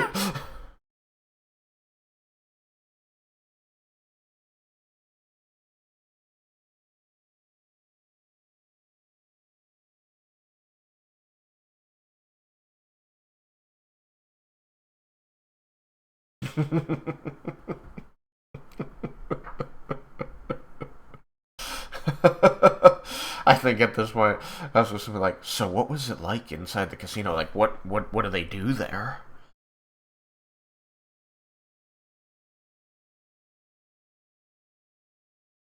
They have what? Oh, like like stickball?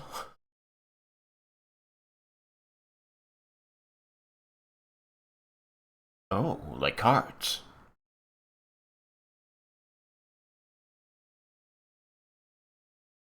Okay.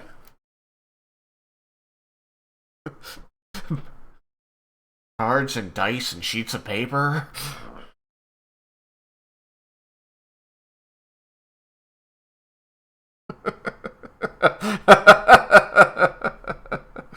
It wasn't a casino. It was a roleplay hall. It was Adventurers League.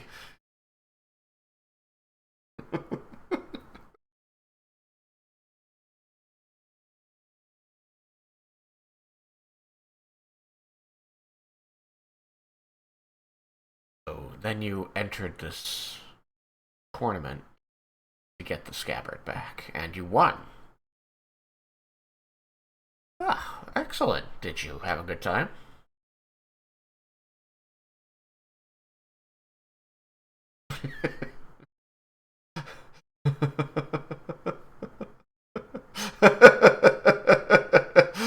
Roland's just sort of like sliding the tin goblet of water around in the condensation circle on the table with a small smile on his face as well. Is It was a good opportunity to begin to spread the word of Illustray, which seems important, especially after apparently some agents, someone who does not want the world to know of or worship Illustray as I do, attacked us on the road here.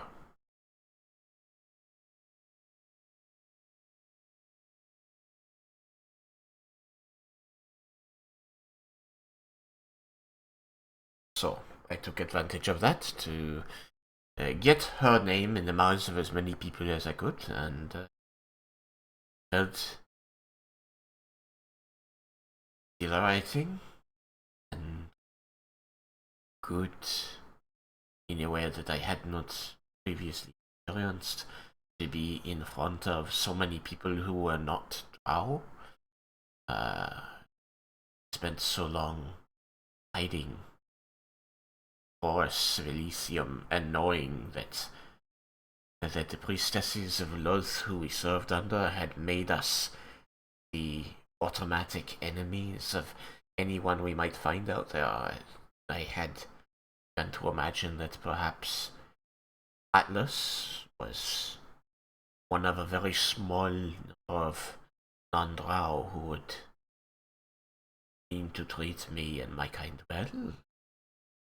Proven wrong, of course. Well, not proven wrong, but at least evidenced to be wrong in meeting your friends.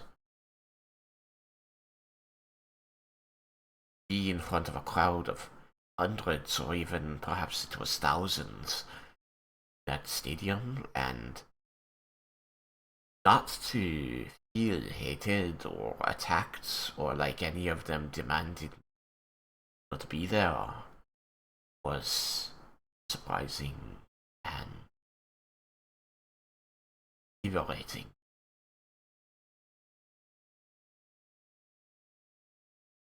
So, yes, some of us did enjoy tournament. And you, not making eye contact with him, do notice that his voice kind of fades a little as he must be turning away from the group at large as he says the last part.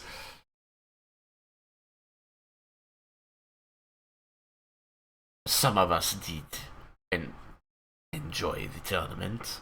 You can hear the smile in his voice, of course. He's not turning away resentfully, but you're not looking at him, so you just notice that he's you notice his voice changes direction.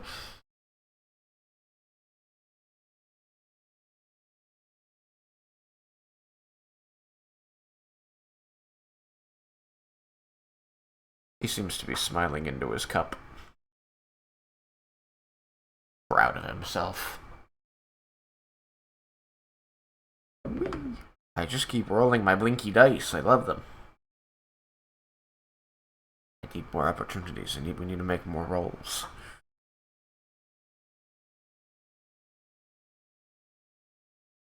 Hmm?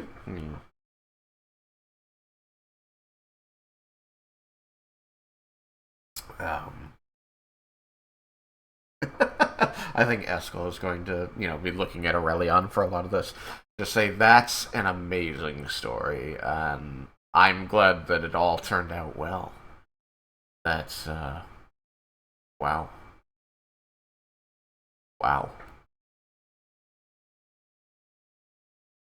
Yeah, I mean, I wish I had more interesting stories to tell, but most of my time here has been eating bland food, getting to know a lot of the soldiers here. You know, being at the Temple of Bahamut those years ago with Srez and meeting Dirk, that was one thing. Gesturing uh, to Roland, he's going to say it was always kind of a battle there. I was accepted tentatively because I was under Srez's protection and I wore the colors of the Temple of Bahamut, but there were people there who didn't want me around, so I know exactly what you're talking about, Roland. Being here, there are those that still look on me with suspicion, but I don't know. It just seems a more homogenous group, I guess. That's the word for it. Like, we're all just soldiers here. It doesn't really matter where anybody came from. And so there's a brother and sisterhood that I'm not, it's new. And it's good.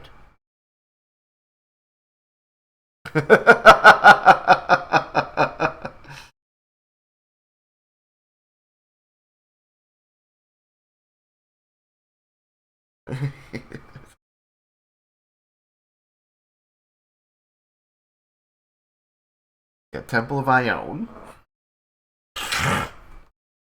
That's like a university.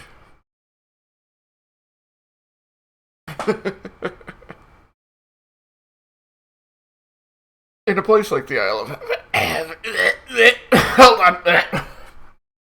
I don't know. Something was going on with my breathing.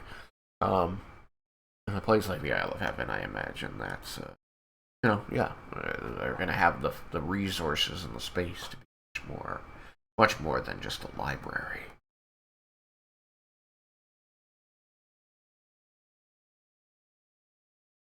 The Grand Library of Tuga should probably get upgraded at some point. Something from my world.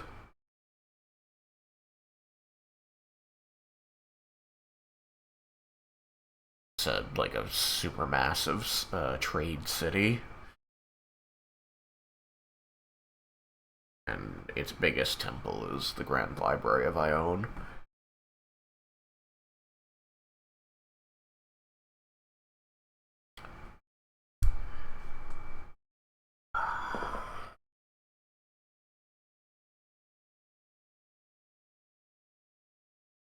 Oh. I rolled a 1 and the whole die turned red and just sort of was like, aww. Yeah. I was telling Derek earlier, but the way it works is there's an accelerometer inside it, so it knows what number it landed on. And so each number has its own color that when it lands there, it flashes that color, and then it sort of like rains down toward the ground, starting at the number and then flowing around the die to the bottom face.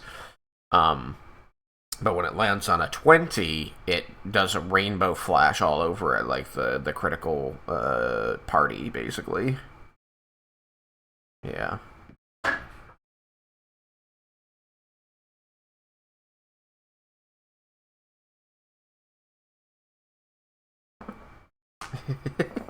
Magic knife.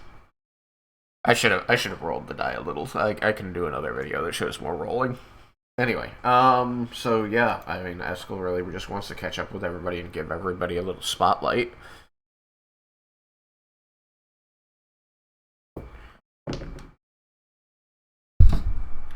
So he's very, very happy to hear this story of great victory from Aurelion.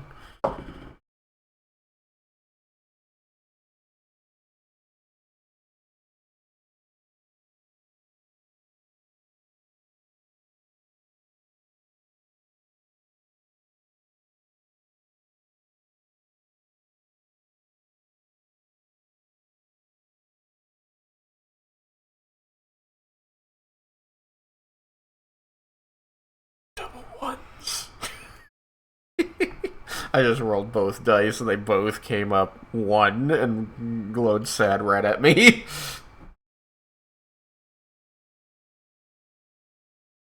I know.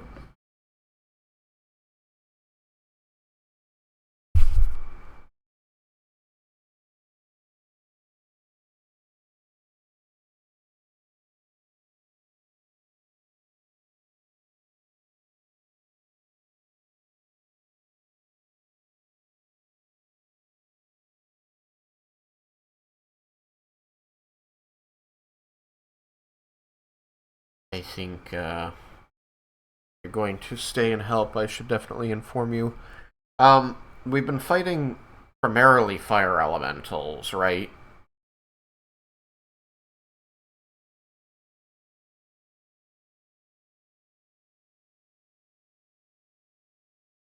Hmm.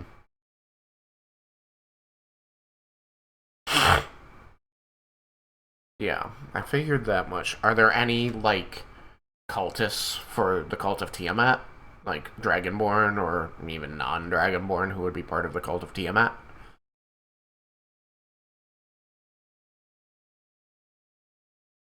Okay.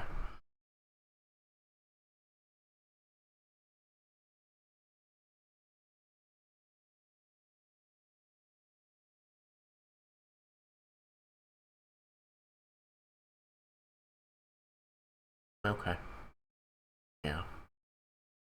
The hope is that we can keep the Master of the Mountain asleep, but it does seem like we are slowly losing that battle. We've been facing more and more fire elementals that have been slipping in through cracks into the plane of fire as the weeks have worn on. Though, as I said, the last few days have been eerily quiet. Especially as useful? but scary since we've been at an all-time low for personnel here.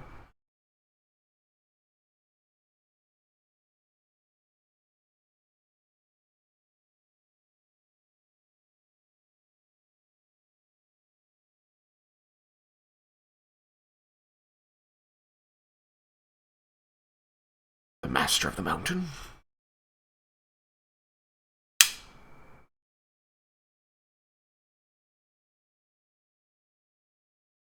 Dirty 20.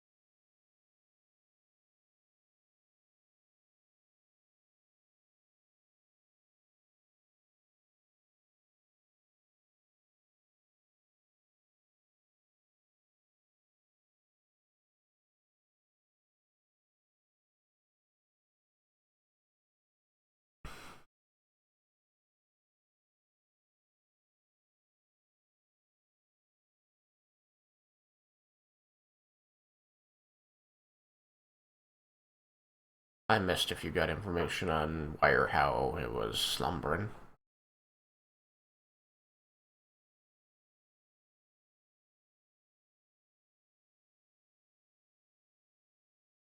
Gotcha.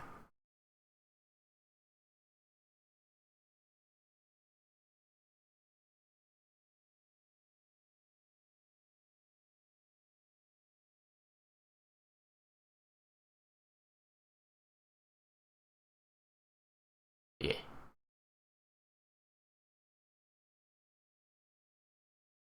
The Tyrant.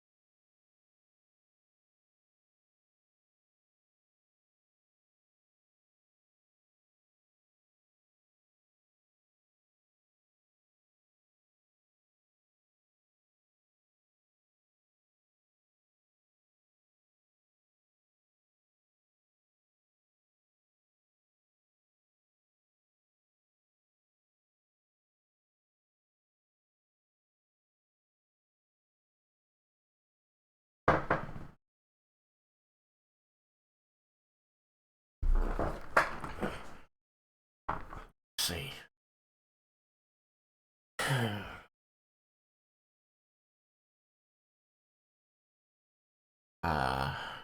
I should warn you that whenever Dirk gets back from command, he's probably going to have an officer with him who will want an explanation of your combat abilities, what you offer in a fight against fire elementals and potentially red dragons.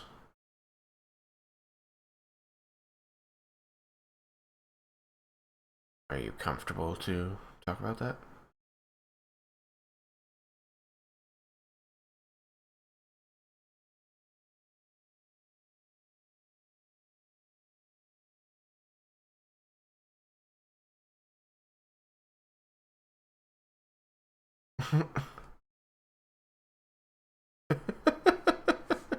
But she wanted to see her friend.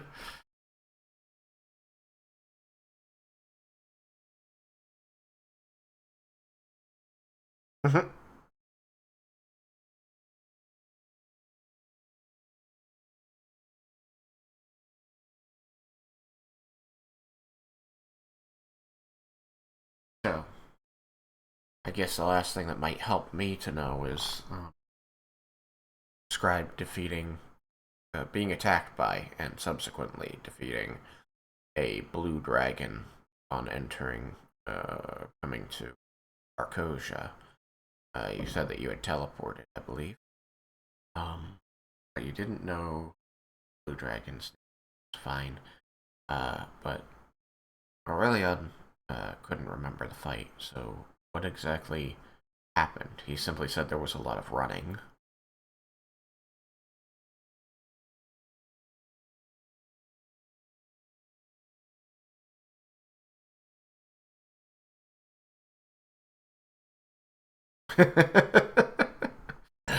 Slightly different person.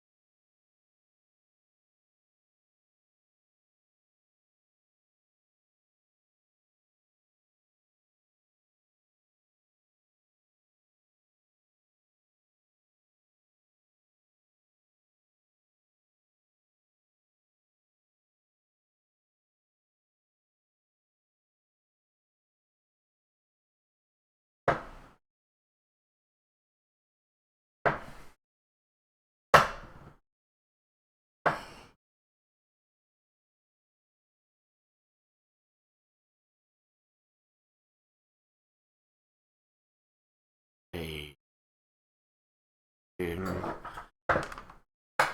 it could be worth mentioning that it exists, but with the caveat that we do not wish to actually use it.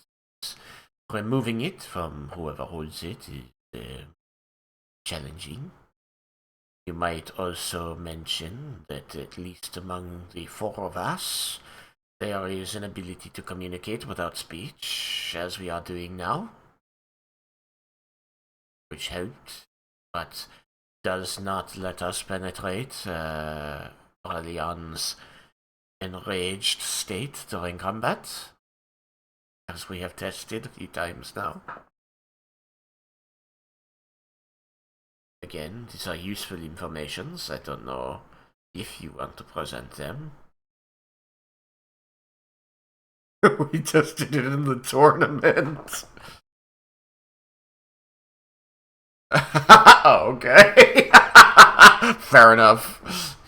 We tried to communicate with you during the tournament to let you know that we wanted to find a secondary solution against life and death, but you were unresponsive, my friend.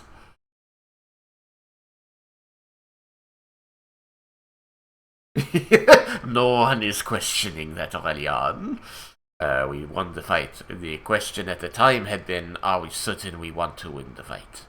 Or is there another way that we can get what we want, your scabbard, and also what life and death want? Something. At the time, all we knew that they were against Ralek. Now we know that they were trying to get souls back.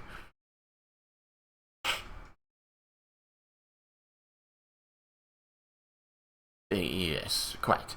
But it's still a useful piece of information that if you are fully engaged in combat, we will not be able to redirect you, even with this direct tap into your mind.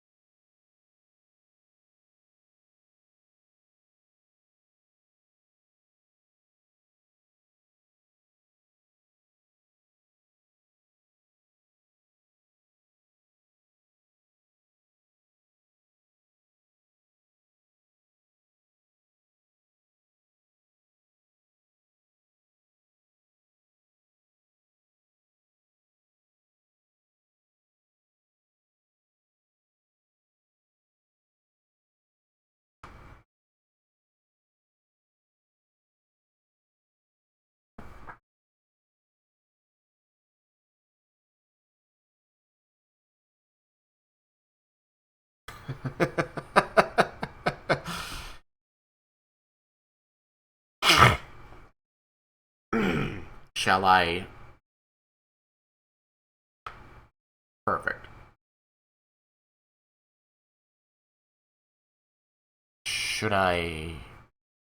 I was gonna say, should I assume this is why you described so much running before?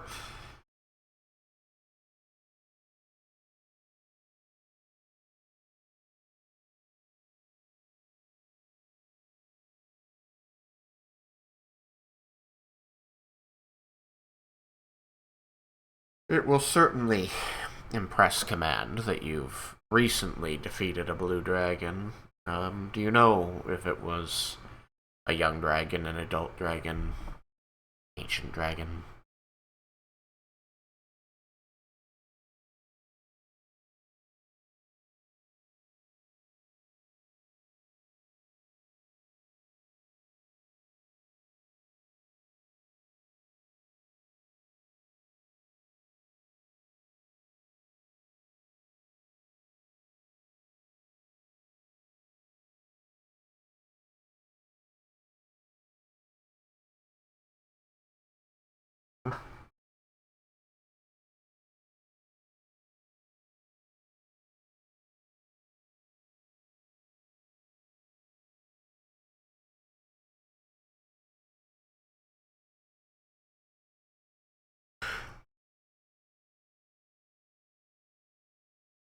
11 now.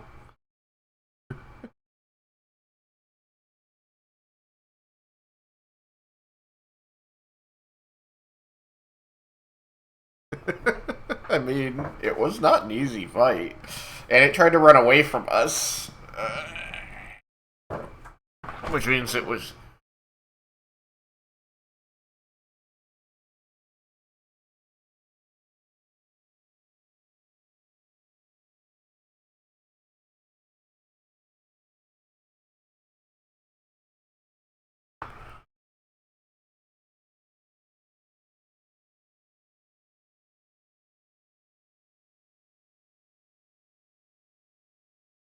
I used Divine Intervention to get it cornered for us.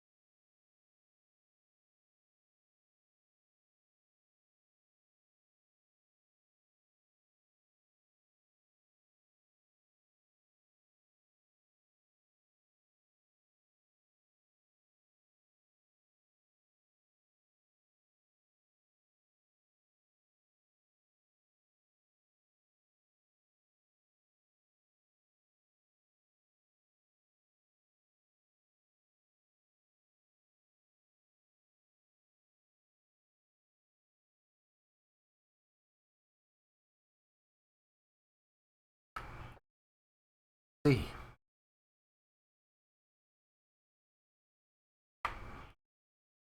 I agree that it would be that.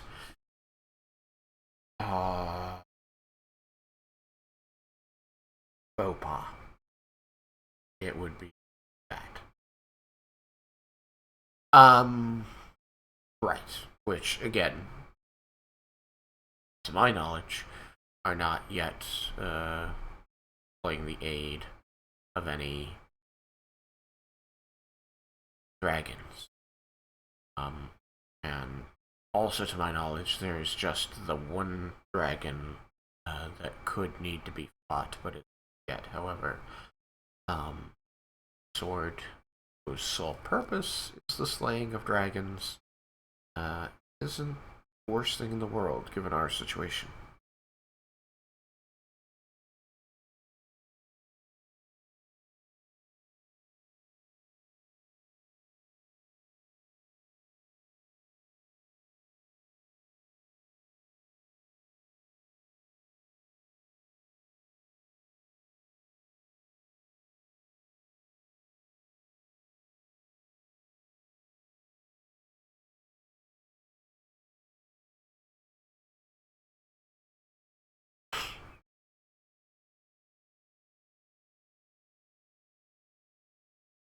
The Jezreel was involved.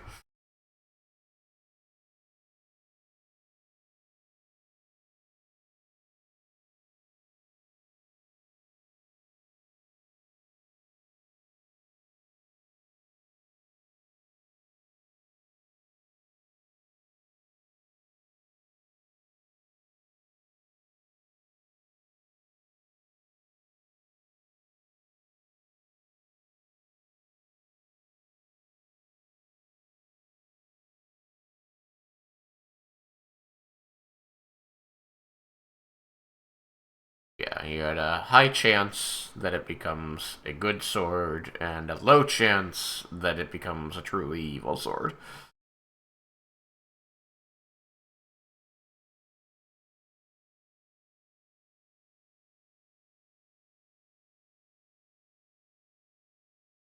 I think Jezreel told the two of us at the least.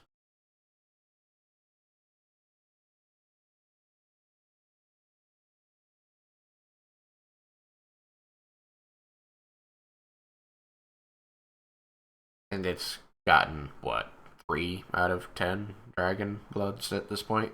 Because Jezreel also gave it some blood to test things.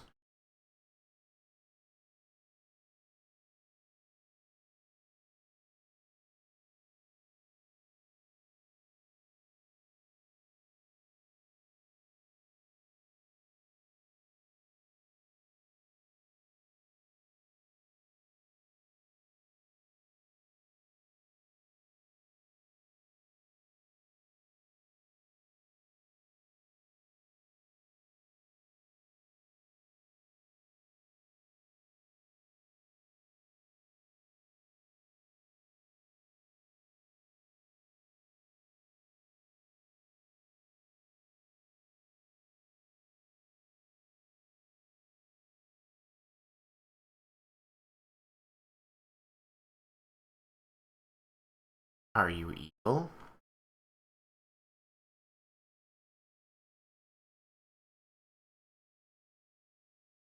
I'm 90% sure that's evil. We should destroy it.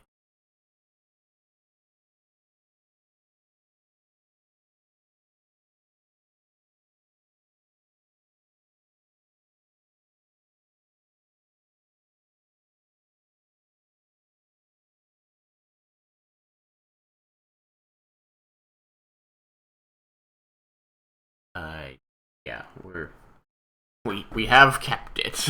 We're simply no one's attuned to it right now.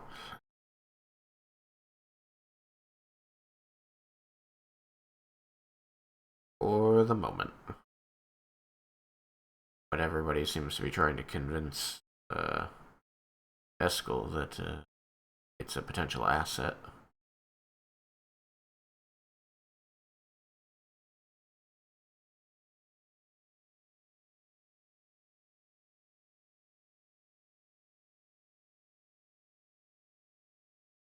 I don't know what you're talking about. There's no risks.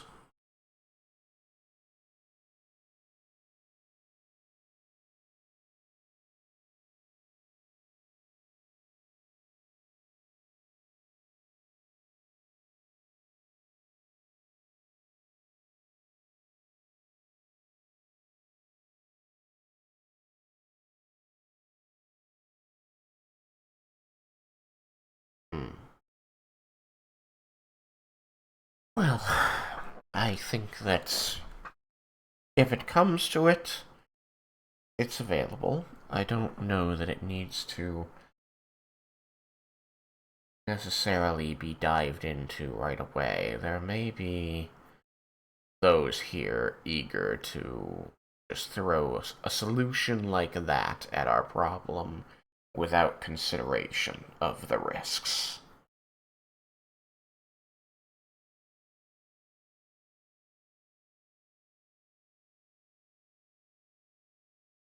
Yeah,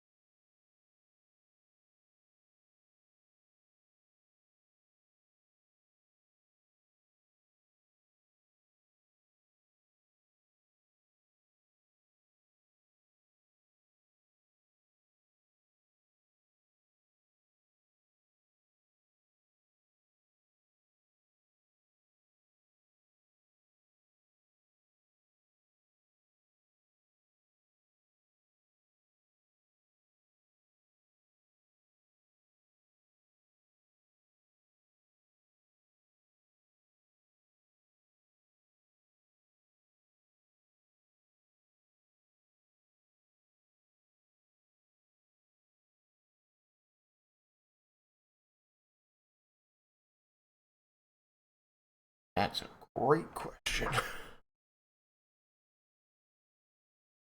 Is there someone in command that maybe you've given a name to that Eskel would trust with powerful information like a cursed object that is designed to slay their enemies?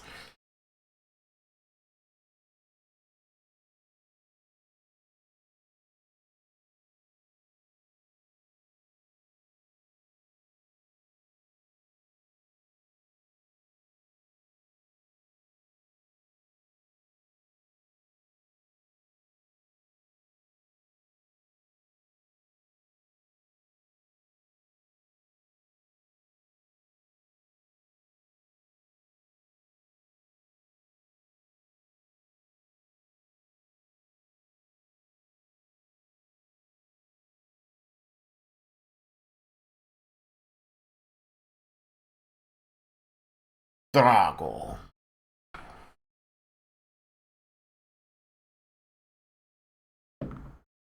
Sounds very Actually, I don't know what the name Drago. Yeah. Like Dragovich. Again, Russian was in my head when I said it, but yeah, it could be Italian. Ivan Drago. That's what I'm thinking of. Who's he from? What's right? Same guy. Yeah. Rocky. Yes, Ivan Drago.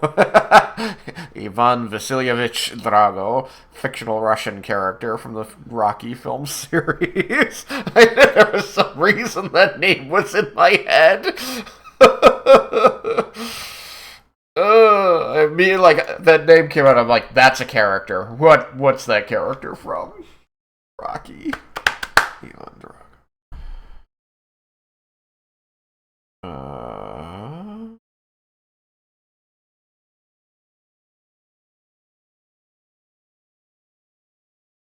Mm.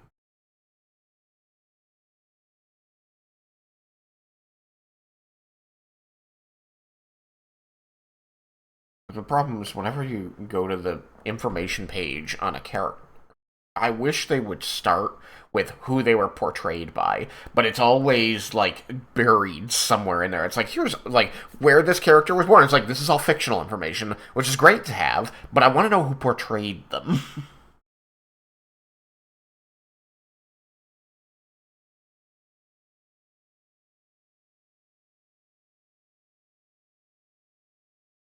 I know, which is the first place I look, and I'm like, okay, usually portrayed by is like at the bottom of that. There it is. Oh, it was Dolph Lundgren.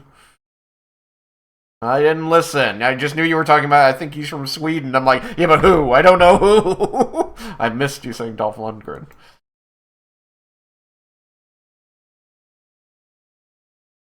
Yeah.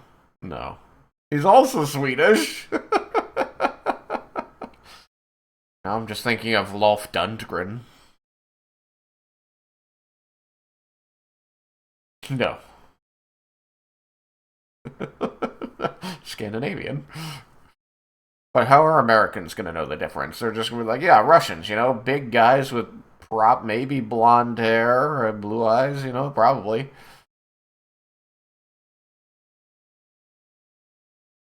You get like Scottish people playing Spanish people in the Highlander. Ramirez. Oh my god. That's not better! Or my favorite fucking line. God. Or my favorite fucking line in all of film, which was in The Hunt for Red October, where fucking whatever. No, well, not Sean Connery wasn't the one who said it.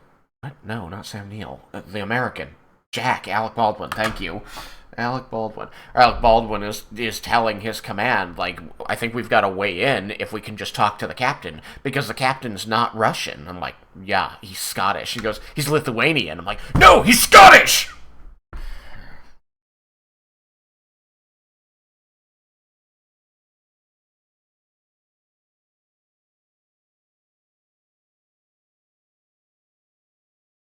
Yep.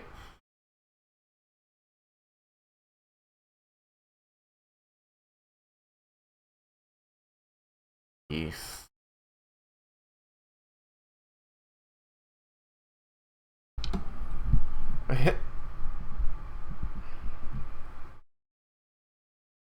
You guys got to be back with Eskel.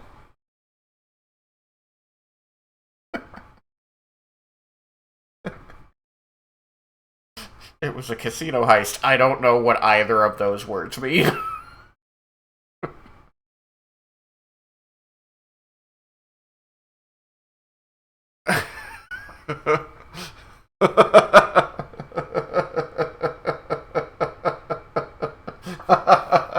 It's too late. Malasari knows too much now.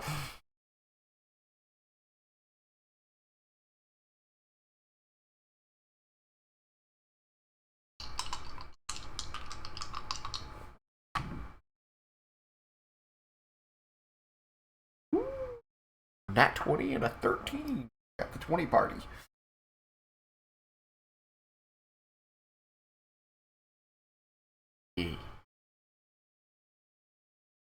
Hooray! I have not even tried building a boat. I tried building some boat battle. I've tried building different maps in Tailspire, and there's just been like the problem is me. It's not Tailspire. The problem is me just being like, this is so much effort and setting it aside and then not coming back to it.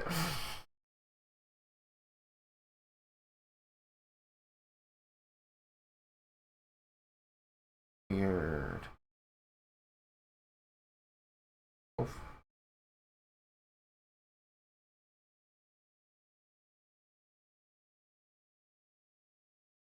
That's weird. I hope that gets fixed.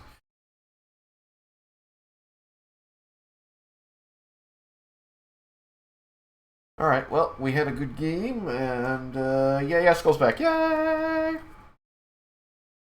Alright, and we will see everybody next time on Tales from the Unbound Shore. Bye, stream!